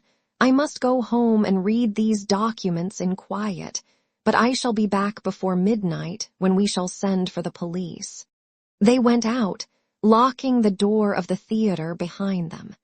And Utterson, once more leaving the servants gathered about the fire in the hall, trudged back to his office to read the two narratives in which this mystery was now to be explained. Dr. Lannion's narrative. On the 9th of January, now 4 days ago, I received by the evening delivery a registered envelope, addressed in the hand of my colleague and old school companion, Henry Jekyll. I was a good deal surprised by this, for we were by no means in the habit of correspondence. I had seen the man, dined with him, indeed, the night before, and I could imagine nothing in our intercourse that should justify formality of registration. The contents increased my wonder, for this is how the letter ran. 10th December, 18. Dear Lannion, you are one of my oldest friends, and although we may have differed at times on scientific questions, I cannot remember, at least on my side, any break in our affection. There was never a day when, if you had said to me, "Jekyll, my life, my honor, my reason, depend upon you," I would not have sacrificed my left hand to help you. Lannion, my life, my honor, my reason are all at your mercy. If you fail me tonight, I am lost. You might suppose, after this preface, that I am going to ask you for something dishonorable to grant. Judge for yourself. I want you to postpone all other engagements for tonight. Even if you were summoned to the bedside of an emperor, to take a cab, unless your carriage should be actually at the door, and with this letter in your hand for consultation, to drive straight to my house. Poole, my butler, has his orders. You will find him waiting your arrival with a locksmith. The door of my cabinet is then to be forced, and you are to go in alone, to open the glazed press, letter E on the left hand, breaking the lock if it be shut, and to draw out with all its contents as they stand, the fourth drawer from the top, or, which is the same thing, the third from the bottom. In my extreme distress of mind, I have a morbid fear of misdirecting you. But even if I am in error, you may know the right drawer by its contents. Some powders, a file, and a paper book. This drawer I beg of you to carry back with you to Cavendish Square exactly as it stands. That is the first part of the service. Now for the second. You should be back, if you set out at once on the receipt of this, long before midnight. But I will leave you that amount of margin, not only in the fear of one of those obstacles that can neither be prevented nor foreseen, but because an hour when your servants are in bed is to be preferred for what will then remain to do. At midnight, then, I have to ask you to be alone in your consulting room, to admit with your own hand into the house a man who will present himself in my name, and to place in his hands the drawer that you will have brought with you from my cabinet. Then you will have played your part and earned my gratitude completely. 5 minutes afterwards, if you insist upon an explanation, you will have understood that these arrangements are of capital importance, and that by the neglect of one of them, fantastic as they must appear, you might have charged your conscience with my death or the shipwreck of my reason. Confident as I am that you will not trifle with this appeal, my heart sinks and my hand trembles at the bare thought of such a possibility. Think of me at this hour, in a strange place, laboring under a blackness of distress that no fancy can exaggerate, and yet well aware that, if you will but punctually serve me, my troubles will roll away like a story that is told. Serve me, my dear Lannion, and save. Your friend, H.J. P.S. I had already sealed this up when a fresh terror struck upon my soul. It is possible that the post office may fail me, and this letter not come into your hands until tomorrow morning. In that case, dear Lannion, do my errand when it shall be most convenient for you in the course of the day, and once more expect my messenger at midnight. It may then already be too late, and if that night passes without event, you will know that you have seen the last of Henry Jekyll. Upon the reading of this letter, I made sure my colleague was insane. But till that was proved beyond the possibility of doubt, I felt bound to do as he requested. The less I understood of this farrago, the less I was in a position to judge of its importance, and an appeal so worded could not be set aside without a grave responsibility. I rose accordingly from table, got into a hansom, and drove straight to Jekyll's house.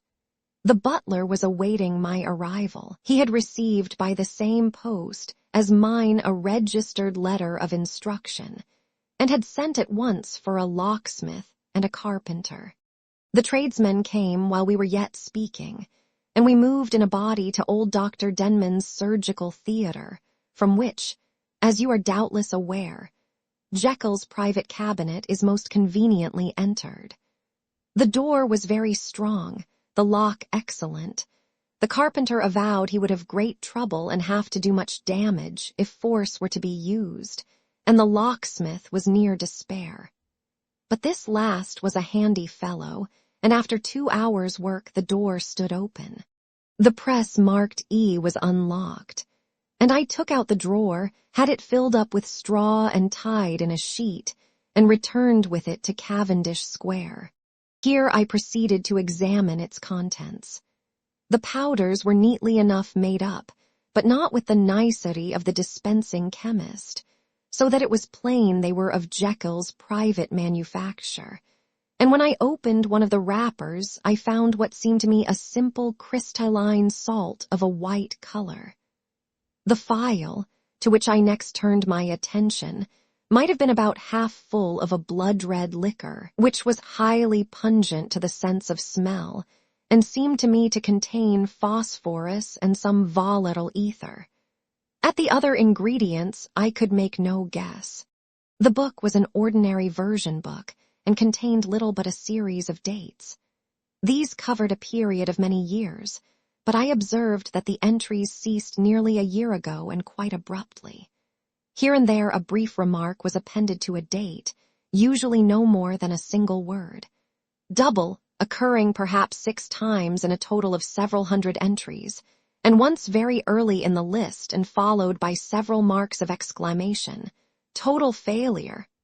All this, though it whetted my curiosity, told me little that was definite. Here were a phial of some salt, and the record of a series of experiments that had led, like too many of Jekyll's investigations, to no end of practical usefulness. How could the presence of these articles in my house affect either the honor, the sanity, or the life of my flighty colleague? If his messenger could go to one place, why could he not go to another? And even granting some impediment, why was this gentleman to be received by me in secret? The more I reflected, the more convinced I grew that I was dealing with a case of cerebral disease. And though I dismissed my servants to bed, I loaded an old revolver, that I might be found in some posture of self-defense. 12 o'clock had scarce rung out over London, ere the knocker sounded very gently on the door. I went myself at the summons, and found a small man crouching against the pillars of the portico. "Are you come from Dr. Jekyll?" I asked. He told me yes by a constrained gesture, and when I had bidden him enter, he did not obey me without a searching backward glance into the darkness of the square. There was a policeman not far off, advancing with his bull's eye open, and at the sight I thought my visitor started and made greater haste. These particulars struck me, I confess, disagreeably, and as I followed him into the bright light of the consulting room, I kept my hand ready on my weapon. Here, at last, I had a chance of clearly seeing him. I had never set eyes on him before, so much was certain. He was small, as I have said. I was struck besides with the shocking expression of his face, with his remarkable combination of great muscular activity and great apparent debility of constitution, and last but not least, with the odd, subjective disturbance caused by his neighborhood. This bore some resemblance to incipient rigor, and was accompanied by a marked sinking of the pulse.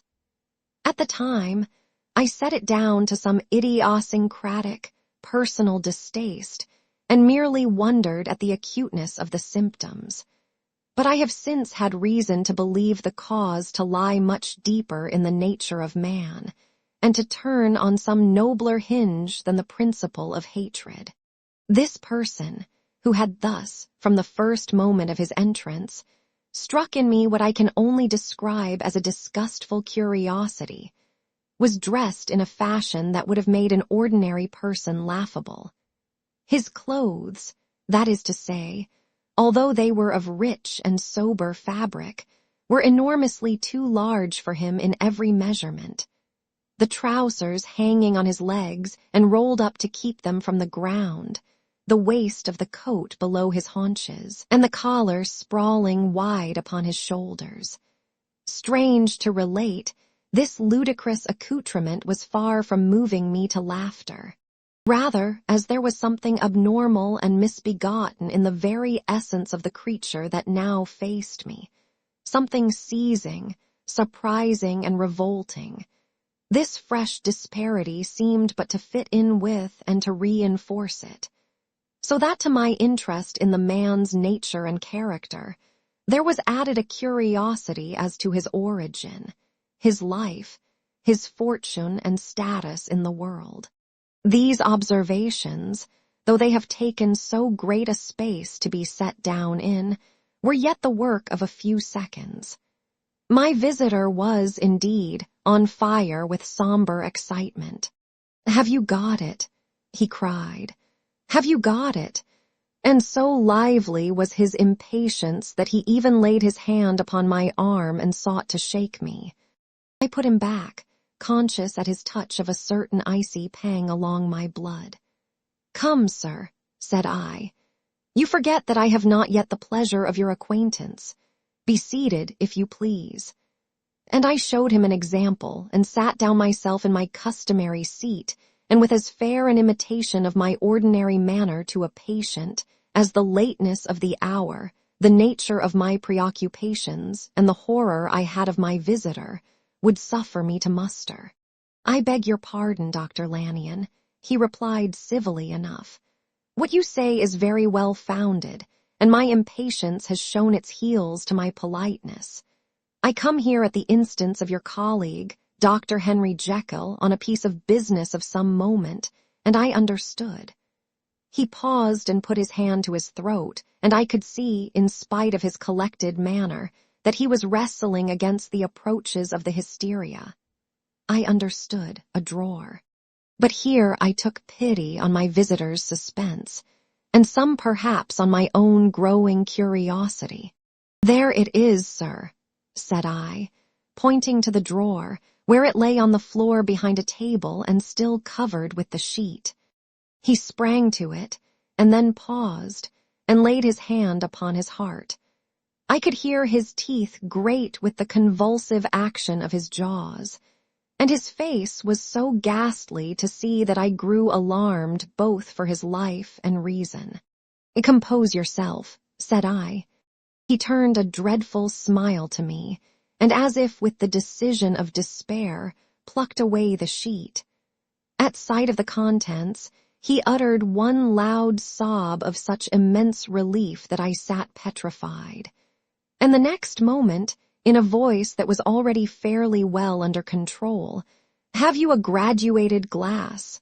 he asked. I rose from my place with something of an effort, and gave him what he asked. He thanked me with a smiling nod, measured out a few minims of the red tincture, and added one of the powders.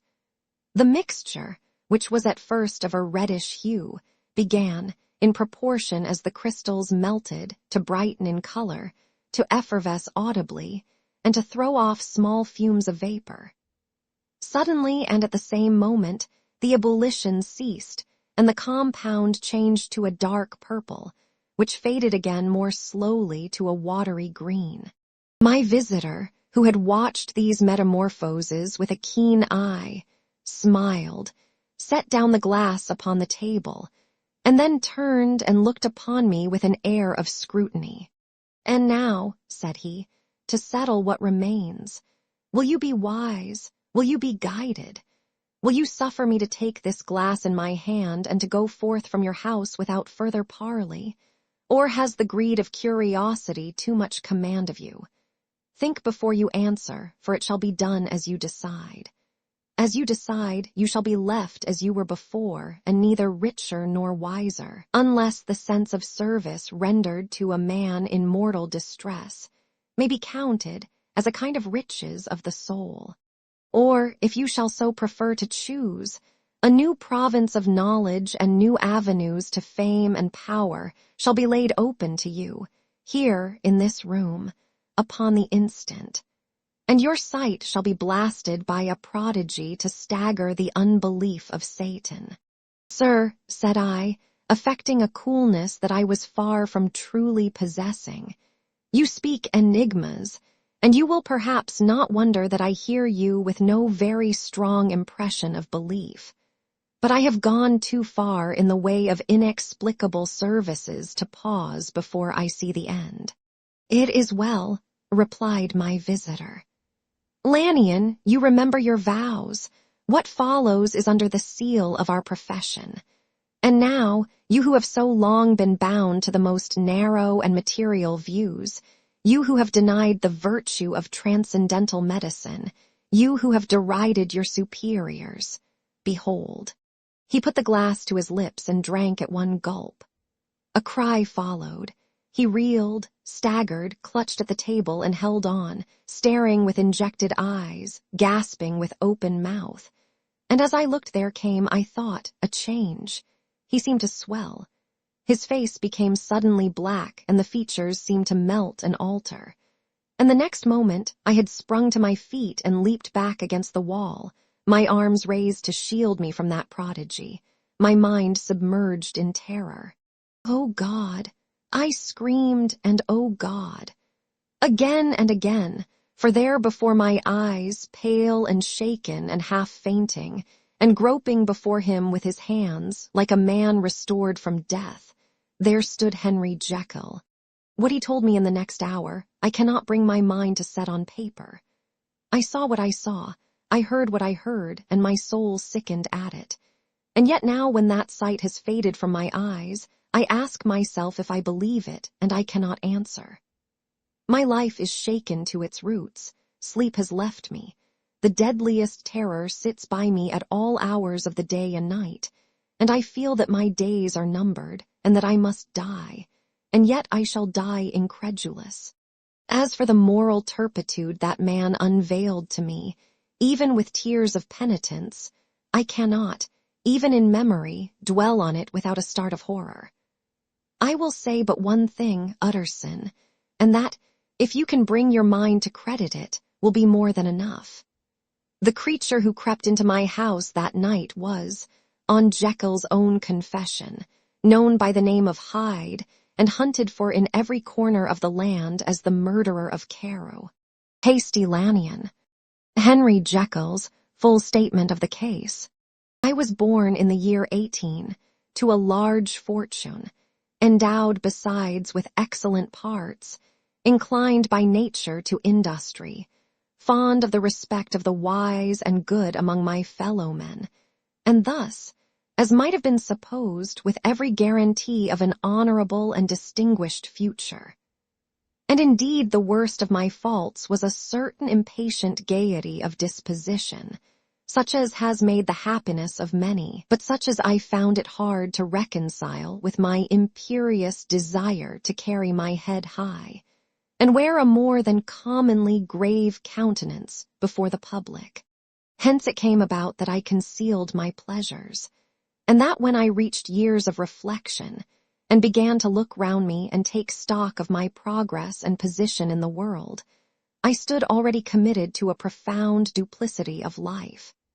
Many a man would have even blazoned such irregularities as I was guilty of, but from the high views that I had set before me, I regarded and hid them with an almost morbid sense of shame. It was thus rather the exacting nature of my aspirations than any particular degradation in my faults that made me what I was, and, with even a deeper trench than in the majority of men, severed in me those provinces of good and ill which divide and compound man's dual nature. In this case, I was driven to reflect deeply and inveterately on that hard law of life, which lies at the root of religion and is one of the most plentiful springs of distress. Though so profound a double-dealer, I was in no sense a hypocrite. Both sides of me were in dead earnest. I was no more myself when I laid aside restraint and plunged in shame, than when I labored, in the eye of day, at the furtherance of knowledge or the relief of sorrow and suffering. And it chanced that the direction of my scientific studies, which led wholly towards the mystic and the transcendental, reacted and shed a strong light on this consciousness of the perennial war among my members. With every day, and from both sides of my intelligence, the moral and the intellectual, I thus drew steadily nearer to that truth, by whose partial discovery I have been doomed to such a dreadful shipwreck. That man is not truly one, but truly two. I say two, because the state of my own knowledge does not pass beyond that point. Others will follow, others will outstrip me on the same lines, and I hazard the guess that man will be ultimately known for a mere polity of multifarious, incongruous, and independent denizens. I, for my part, from the nature of my life, advanced infallibly in one direction and in one direction only. It was on the moral side, and in my own person, that I learned to recognize the thorough and primitive duality of man. I saw that, of the two natures that contended in the field of my consciousness, even if I could rightly be said to be either, it was only because I was radically both. And from an early date, even before the course of my scientific discoveries had begun to suggest the most naked possibility of such a miracle, I had learned to dwell with pleasure, as a beloved daydream, on the thought of the separation of these elements.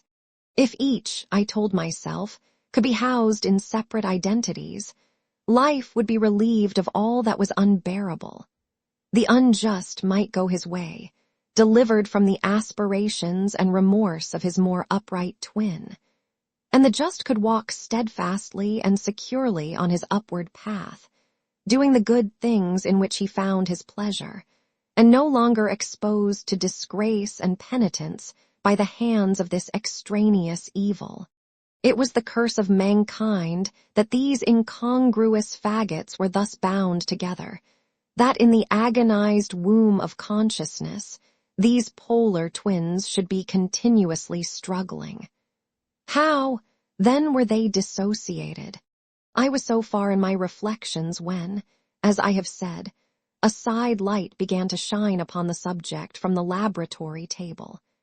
I began to perceive more deeply than it has ever yet been stated the trembling immateriality, the mist-like transience, of this seemingly so solid body in which we walk attired. Certain agents I found to have the power to shake and pluck back that fleshly vestment, even as a wind might toss the curtains of a pavilion. For two good reasons, I will not enter deeply into this scientific branch of my confession. First, because I have been made to learn that the doom and burthen of our life is bound forever on man's shoulders, and when the attempt is made to cast it off, it but returns upon us with more unfamiliar and more awful pressure. Second, because, as my narrative will make, alas, too evident, my discoveries were incomplete. Enough, then, that I not only recognized my natural body from the mere aura and effulgence of certain of the powers that made up my spirit, but managed to compound a drug by which these powers should be dethroned from their supremacy, and a second form and countenance substituted, none the less natural to me because they were the expression, and bore the stamp, of lower elements in my soul. I hesitated long before I put this theory to the test of practice. I knew well that I risked death, for any drug that so potently controlled and shook the very fortress of identity might, by the least scruple of an overdose or at the least inopportunity in the moment of exhibition, utterly blot out that immaterial tabernacle which I looked to it to change. But the temptation of a discovery so singular and profound at last overcame the suggestions of alarm. I had long since prepared my tincture. I purchased at once, from a firm of wholesale chemists, a large quantity of a particular salt which I knew, from my experiments, to be the last ingredient required. And late one accursed night, I compounded the elements, watched them boil and smoke together in the glass, and when the ebullition had subsided, with a strong glow of courage, drank off the potion. The most racking pangs succeeded, a grinding in the bones, deadly nausea, and a horror of the spirit that cannot be exceeded at the hour of birth or death. Then these agonies began swiftly to subside, and I came to myself as if out of a great sickness. There was something strange in my sensations, something indescribably new, and from its very novelty, incredibly sweet. I felt younger, lighter, happier in body. Within I was conscious of a heady recklessness, a current of disordered sensual images running like a mill race in my fancy, a solution of the bonds of obligation, an unknown but not an innocent freedom of the soul.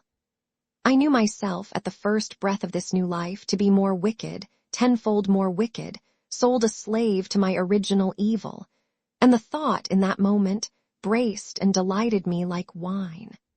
I stretched out my hands, exulting in the freshness of these sensations, and in the act, I was suddenly aware that I had lost in stature. There was no mirror, at that date, in my room. That which stands beside me as I write was brought there later on and for the very purpose of these transformations.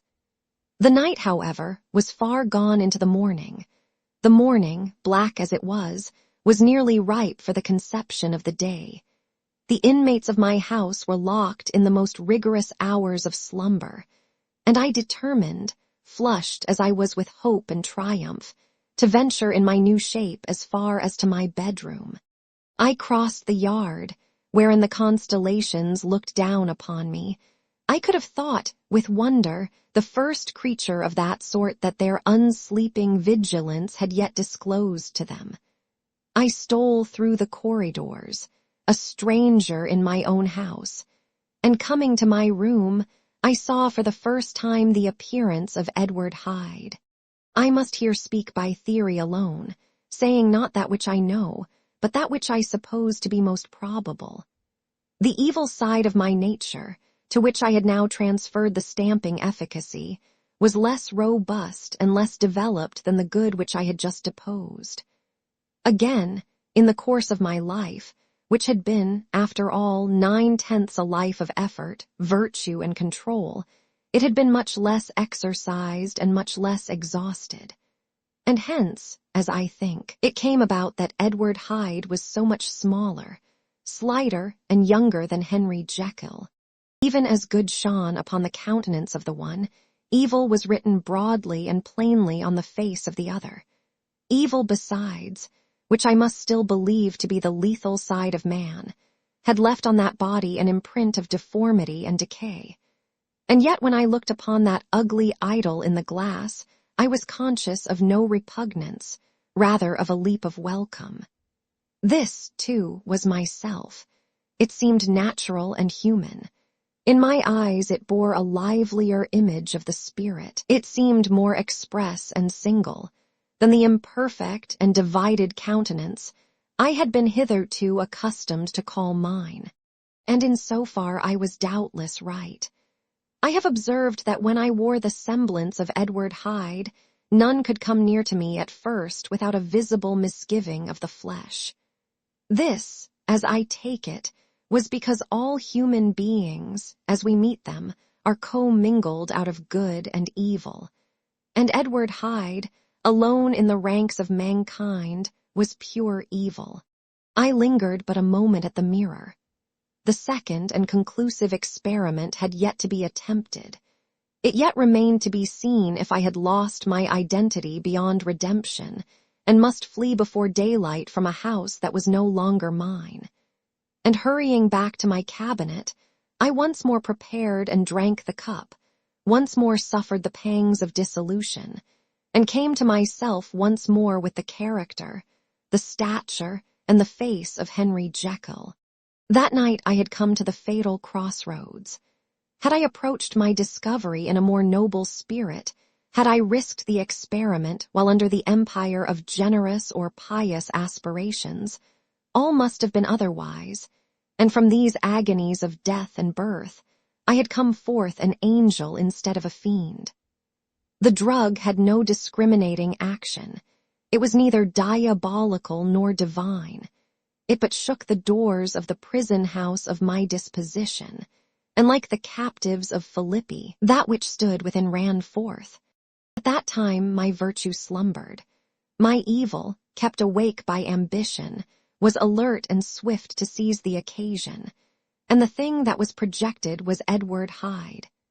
Hence, although I had now two characters as well as two appearances, one was wholly evil, and the other was still the old Henry Jekyll, that incongruous compound of whose reformation and improvement I had already learned to despair. The movement was thus wholly toward the worse. Even at that time, I had not conquered my aversions to the dryness of a life of study. I would still be merrily disposed at times, and as my pleasures were, to say the least, undignified, and I was not only well known and highly considered, but growing towards the elderly man, this incoherency of my life was daily growing more unwelcome. It was on this side that my new power tempted me until I fell in slavery. I had but to drink the cup, to doff at once the body of the noted professor, and to assume, like a thick cloak, that of Edward Hyde. I smiled at the notion. It seemed to me at the time to be humorous, and I made my preparations with the most studious care. I took and furnished that house in Soho, to which Hyde was tracked by the police, and engaged as a housekeeper a creature whom I knew well to be silent and unscrupulous. On the other side, I announced to my servants that a Mr. Hyde, whom I described, was to have full liberty and power about my house in the square, and to parry mishaps. I even called and made myself a familiar object, in my second character. I next drew up that will to which you so much objected, so that if anything befell me in the person of Dr. Jekyll, I could enter on that of Edward Hyde without pecuniary loss. And thus fortified, as I supposed, on every side, I began to profit by the strange immunities of my position. Men have before hired bravos to transact their crimes, while their own person and reputation sat under shelter. I was the first that ever did so for his pleasures. I was the first that could plod in the public eye with a load of genial respectability, and in a moment, like a schoolboy, strip off these lendings and spring headlong into the sea of liberty. But for me, in my impenetrable mantle, the safety was complete. Think of it, I did not even exist. Let me but escape into my laboratory door.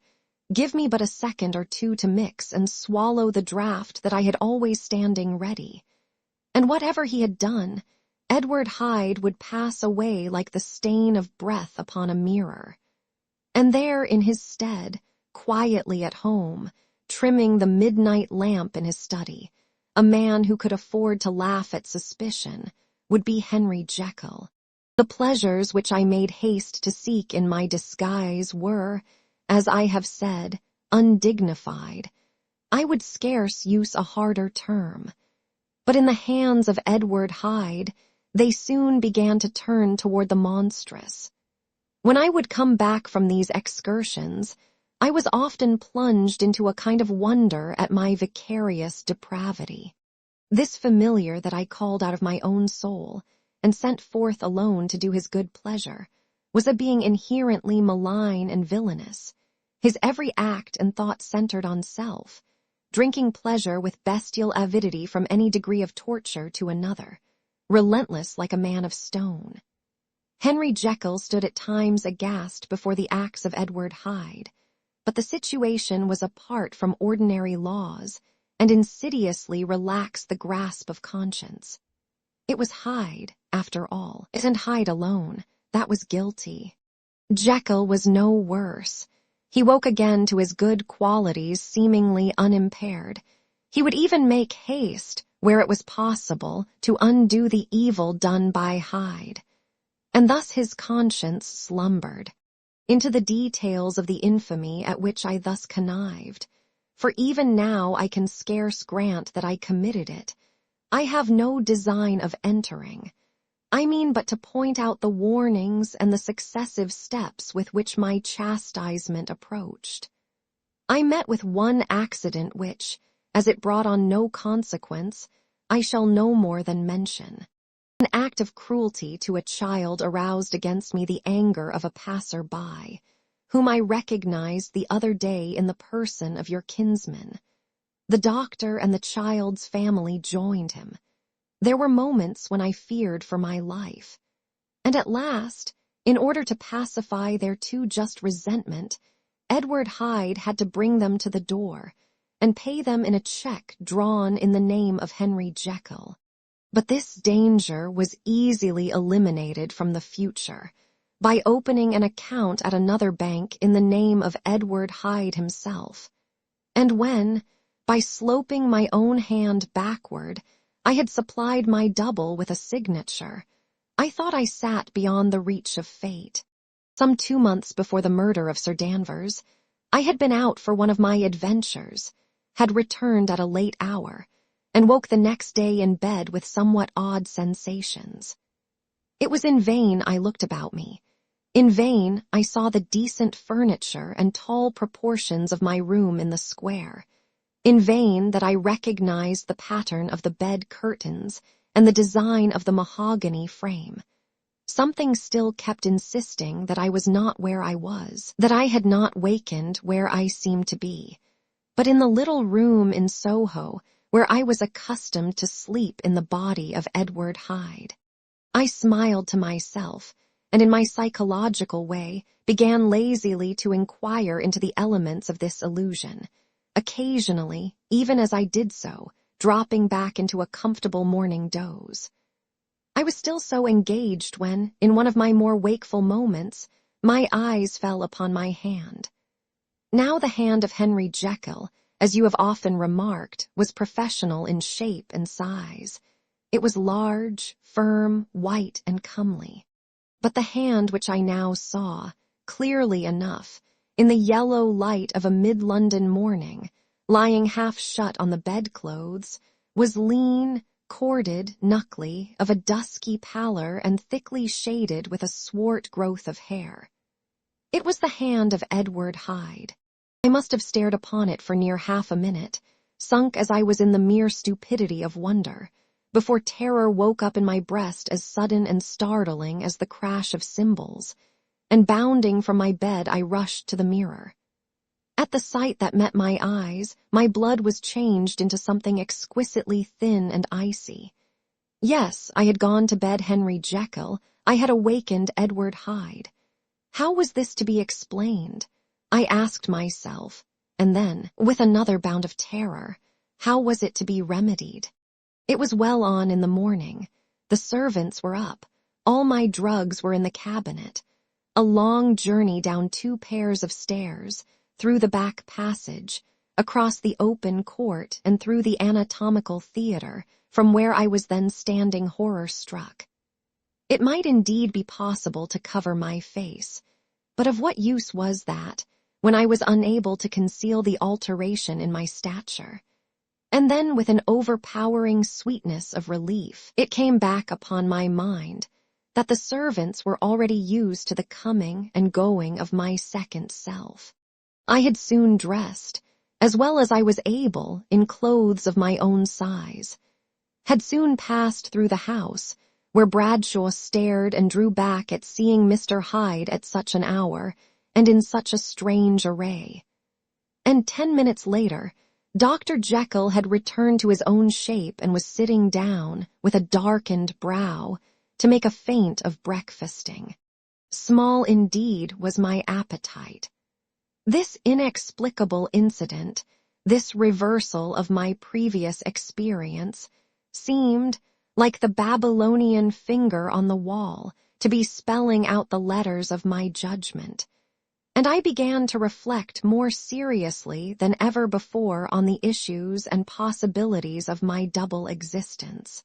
That part of me which I had the power of projecting had lately been much exercised and nourished. It had seemed to me of late as though the body of Edward Hyde had grown in stature, as though, when I wore that form, I were conscious of a more generous tide of blood, and I began to spy a danger that, if this were much prolonged, the balance of my nature might be permanently overthrown, the power of voluntary change be forfeited, and the character of Edward Hyde become irrevocably mine.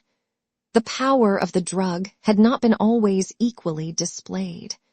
Once, very early in my career, it had totally failed me. Since then I had been obliged on more than one occasion to double, and once, with infinite risk of death, to treble the amount. And these rare uncertainties had cast hitherto the sole shadow on my contentment. Now, however, and in the light of that morning's accident, I was led to remark that whereas, in the beginning, the difficulty had been to throw off the body of Jekyll, it had of late gradually, but decidedly transferred itself to the other side. All things therefore seemed to point to this, that I was slowly losing hold of my original and better self, and becoming slowly incorporated with my second and worse. Between these two, I now felt I had to choose. My two natures had memory in common, but all other faculties were most unequally shared between them. Jekyll, who was composite now with the most sensitive apprehensions, now with a greedy gusto, projected and shared in the pleasures and adventures of Hyde. But Hyde was indifferent to Jekyll, or but remembered him as the mountain bandit remembers the cavern in which he conceals himself from pursuit. Jekyll had more than a father's interest. Hyde had more than a son's indifference. To cast in my lot with Jekyll was to die to those appetites which I had long secretly indulged and had of late begun to pamper. To cast it in with Hyde was to die to 1,000 interests and aspirations, and to become, at a blow and forever, despised and friendless. The bargain might appear unequal, but there was still another consideration in the scales. For while Jekyll would suffer smartingly in the fires of abstinence, Hyde would be not even conscious of all that he had lost. Strange as my circumstances were, the terms of this debate are as old and commonplace as man. Much the same inducements and alarms cast the die for any tempted and trembling sinner. And it fell out with me, as it falls with so vast a majority of my fellows, that I chose the better part, and was found wanting in the strength to keep to it. Yes, I preferred the elderly and discontented doctor, surrounded by friends and cherishing honest hopes, and bade a resolute farewell to the liberty, the comparative youth, the light step, leaping impulses and secret pleasures that I had enjoyed in the disguise of Hyde. I made this choice perhaps with some unconscious reservation, for I neither gave up the house in Soho, nor destroyed the clothes of Edward Hyde, which still lay ready in my cabinet. For 2 months, however, I was true to my determination. For 2 months, I led a life of such severity as I had never before attained to, and enjoyed the compensations of an approving conscience. But time began at last to obliterate the freshness of my alarm. The praises of conscience began to grow into a thing of course. I began to be tortured with throes and longings, as of Hyde struggling after freedom, And at last, in an hour of moral weakness, I once again compounded and swallowed the transforming draught.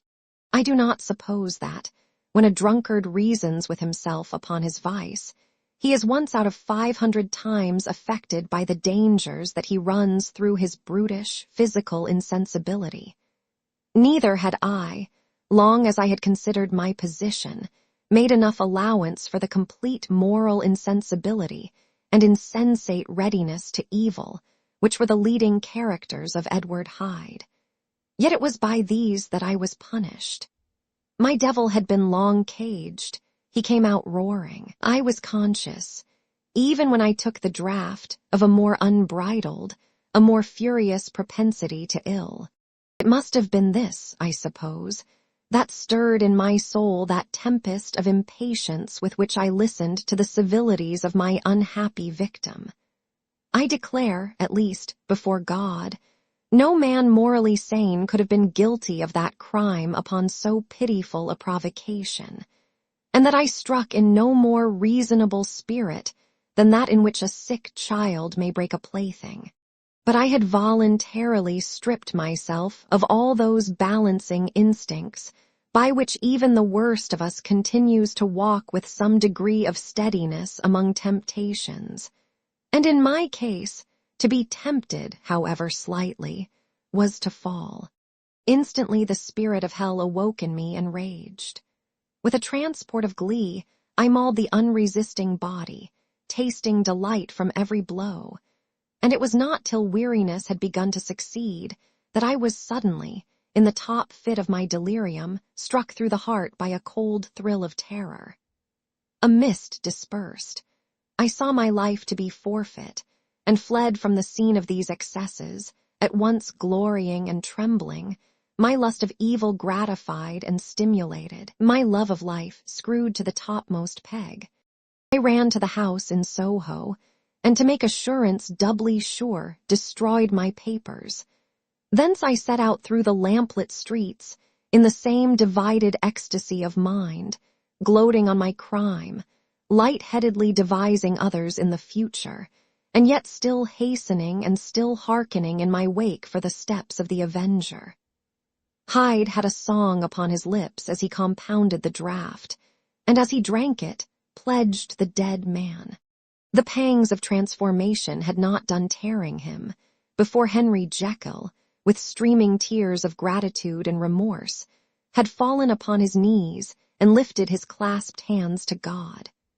The veil of self-indulgence was rent from head to foot. I saw my life as a whole. I followed it up from the days of childhood, when I had walked with my father's hand, and through the self-denying toils of my professional life, to arrive again and again, with the same sense of unreality, at the damned horrors of the evening.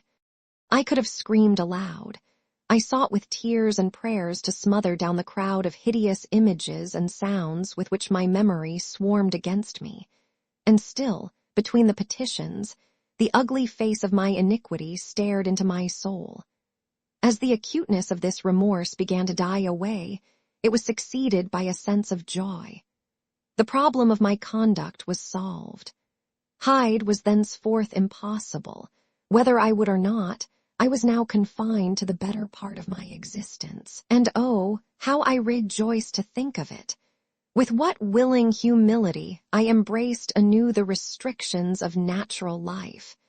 With what sincere renunciation I locked the door by which I had so often gone and come, and ground the key under my heel. The next day came the news that the murder had not been overlooked, that the guilt of Hyde was patent to the world, and that the victim was a man high in public estimation. It was not only a crime, it had been a tragic folly. I think I was glad to know it. I think I was glad to have my better impulses thus buttressed and guarded by the terrors of the scaffold. Jekyll was now my city of refuge. Let but Hyde peep out an instant, and the hands of all men would be raised to take and slay him. I resolved in my future conduct to redeem the past, and I can say with honesty that my resolve was fruitful of some good. You know yourself how earnestly, in the last months of the last year, I labored to relieve suffering. You know that much was done for others, and that the days passed quietly, almost happily for myself. Nor can I truly say that I wearied of this beneficent and innocent life. I think instead that I daily enjoyed it more completely. But I was still cursed with my duality of purpose. And as the first edge of my penitence wore off, the lower side of me, so long indulged, so recently chained down, began to growl for license. Not that I dreamed of resuscitating Hyde. The bare idea of that would startle me to frenzy. No, it was in my own person that I was once more tempted to trifle with my conscience.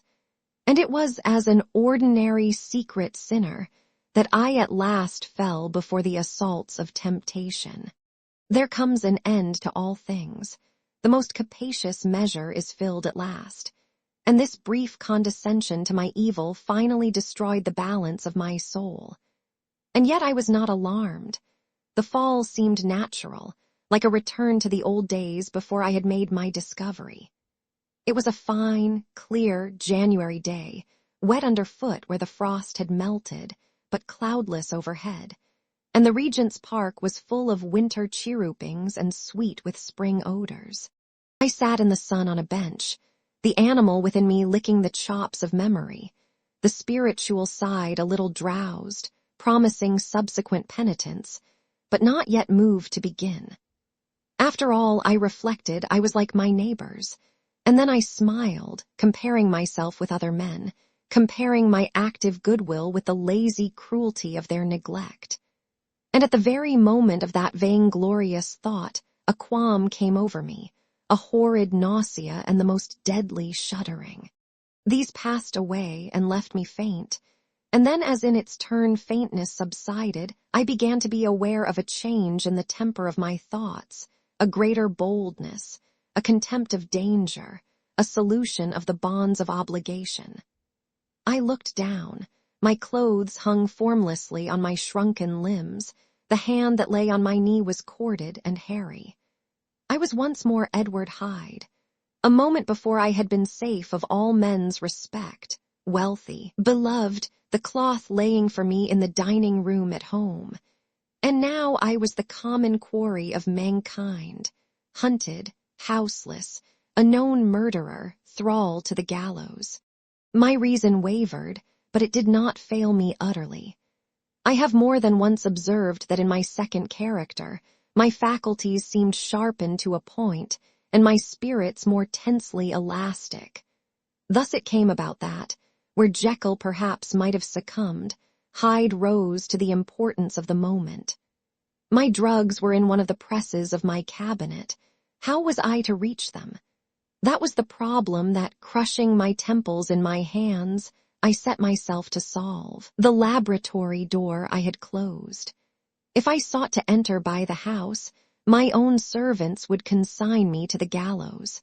I saw I must employ another hand, and thought of Lanyon. How was he to be reached? How persuaded? Supposing that I escaped capture in the streets, how was I to make my way into his presence? And how should I, an unknown and displeasing visitor, prevail on the famous physician to rifle the study of his colleague, Dr. Jekyll? Then I remembered that of my original character. One part remained to me. I could write my own hand, and once I had conceived that kindling spark, the way that I must follow became lighted up from end to end. Thereupon, I arranged my clothes as best I could, and summoning a passing hansom, drove to an hotel in Portland Street, the name of which I chanced to remember. At my appearance, which was indeed comical enough, however tragic a fate these garments covered, the driver could not conceal his mirth. I gnashed my teeth upon him with a gust of devilish fury, and the smile withered from his face, happily for him, yet more happily for myself, for in another instant I had certainly dragged him from his perch. At the inn, as I entered, I looked about me with so black a countenance as made the attendants tremble. Not a look did they exchange in my presence, but obsequiously took my orders, led me to a private room, and brought me wherewithal to write. Hyde in danger of his life was a creature new to me, shaken with inordinate anger, strung to the pitch of murder, lusting to inflict pain. Yet the creature was astute, mastered his fury with a great effort of the will, composed his 2 important letters, one to Lanyon and one to Poole, and that he might receive actual evidence of their being posted, sent them out with directions that they should be registered. Thenceforward, he sat all day over the fire in the private room, gnawing his nails. There he dined, sitting alone with his fears, the waiter visibly quailing before his eye. And thence, when the night was fully come, he set forth in the corner of a closed cab, and was driven to and fro about the streets of the city. He, I say, I cannot say I. That child of hell had nothing human, nothing lived in him but fear and hatred. And when at last, thinking the driver had begun to grow suspicious, he discharged the cab and ventured on foot, attired in his misfitting clothes, an object marked out for observation, into the midst of the nocturnal passengers, these 2 base passions raged within him like a tempest. He walked fast, hunted by his fears, chattering to himself, skulking through the less frequented thoroughfares, counting the minutes that still divided him from midnight. Once a woman spoke to him, offering, I think, a box of lights. He smote her in the face, and she fled. When I came to myself at Lanyon's, the horror of my old friend perhaps affected me somewhat. I do not know. It was at least but a drop in the sea to the abhorrence with which I looked back upon these hours. A change had come over me. It was no longer the fear of the gallows, it was the horror of being Hyde that racked me. I received Lanyon's condemnation partly in a dream. It was partly in a dream that I came home to my own house and got into bed. I slept after the prostration of the day, with a stringent and profound slumber which not even the nightmares that wrung me could avail to break. I awoke in the morning shaken, weakened, but refreshed. I still hated and feared the thought of the brute that slept within me, and I had not, of course, forgotten the appalling dangers of the day before. But I was once more at home, in my own house and close to my drugs, and gratitude for my escape shone so strong in my soul that it almost rivaled the brightness of hope. I was stepping leisurely across the court after breakfast, drinking the chill of the air with pleasure, when I was seized again with those indescribable sensations that heralded the change. And I had but the time to gain the shelter of my cabinet before I was once again raging and freezing with the passions of Hyde. It took on this occasion a double dose to recall me to myself, and alas, 6 hours after, as I sat looking sadly in the fire, the pangs returned, and the drug had to be re-administered. In short, from that day forth it seemed only by a great effort as of gymnastics, and only under the immediate stimulation of the drug, that I was able to wear the countenance of Jekyll. At all hours of the day and night, I would be taken with the premonitory shudder. Above all, if I slept, or even dozed for a moment in my chair, it was always as Hyde that I awakened. Under the strain of this continually impending doom, and by the sleeplessness to which I now condemned myself, even beyond what I had thought possible to man, I became, in my own person, a creature eaten up and emptied by fever, languidly weak both in body and mind, and solely occupied by one thought, the horror of my other self. But when I slept, or when the virtue of the medicine wore off, I would leap almost without transition, for the pangs of transformation grew daily less marked, into the possession of a fancy brimming with images of terror, a soul boiling with causeless hatreds, and a body that seemed not strong enough to contain the raging energies of life. The powers of Hyde seemed to have grown with the sickliness of Jekyll, and certainly the hate that now divided them was equal on each side. With Jekyll, it was a thing of vital instinct. He had now seen the full deformity of that creature that shared with him some of the phenomena of consciousness, and was co-heir with him to death. And beyond these links of community, which in themselves made the most poignant part of his distress, he thought of Hyde, for all his energy of life, as of something not only hellish but inorganic. This was the shocking thing, that the slime of the pit seemed to utter cries and voices, that the amorphous dust gesticulated and sinned, that what was dead and had no shape should usurp the offices of life. And this again, that insurgent horror was knit to him closer than a wife, closer than an eye, lay caged in his flesh, where he heard it mutter and felt it struggle to be born, and at every hour of weakness and in the confidence of slumber prevailed against him and deposed him out of life. The hatred of Hyde for Jekyll was of a different order.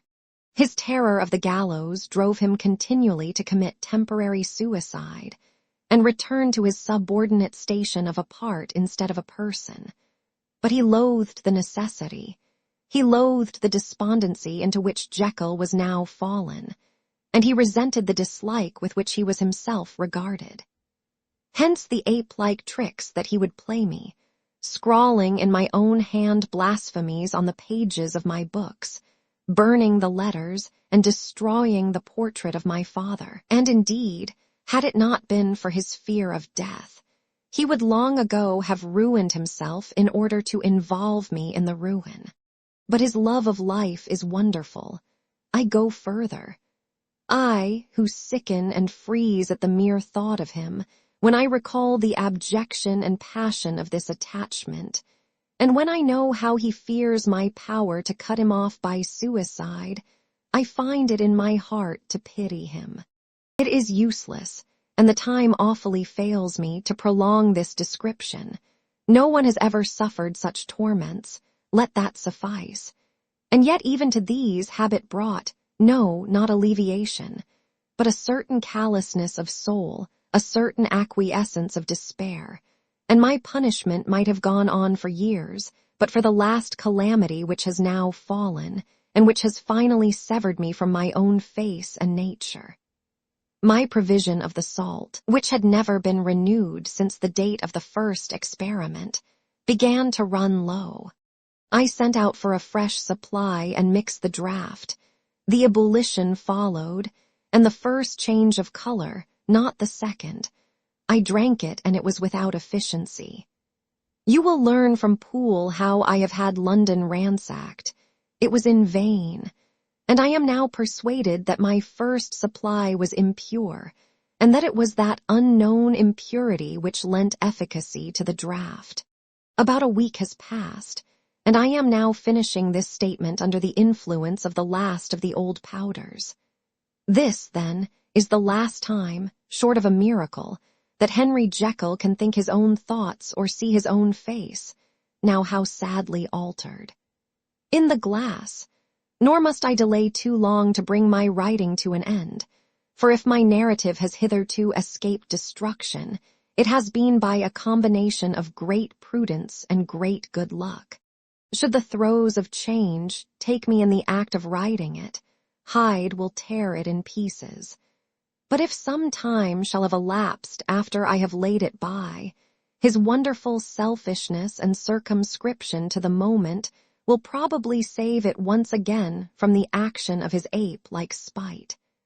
And indeed, the doom that is closing on us both has already changed and crushed him. Half an hour from now, when I shall again and forever re-endue that hated personality, I know how I shall sit shuddering and weeping in my chair, or continue, with the most strained and fear-struck ecstasy of listening, to pace up and down this room, my last earthly refuge, and give ear to every sound of menace. Will Hyde die upon the scaffold, or will he find courage to release himself at the last moment? God knows, I am careless. This is my true hour of death, and what is to follow concerns another than myself.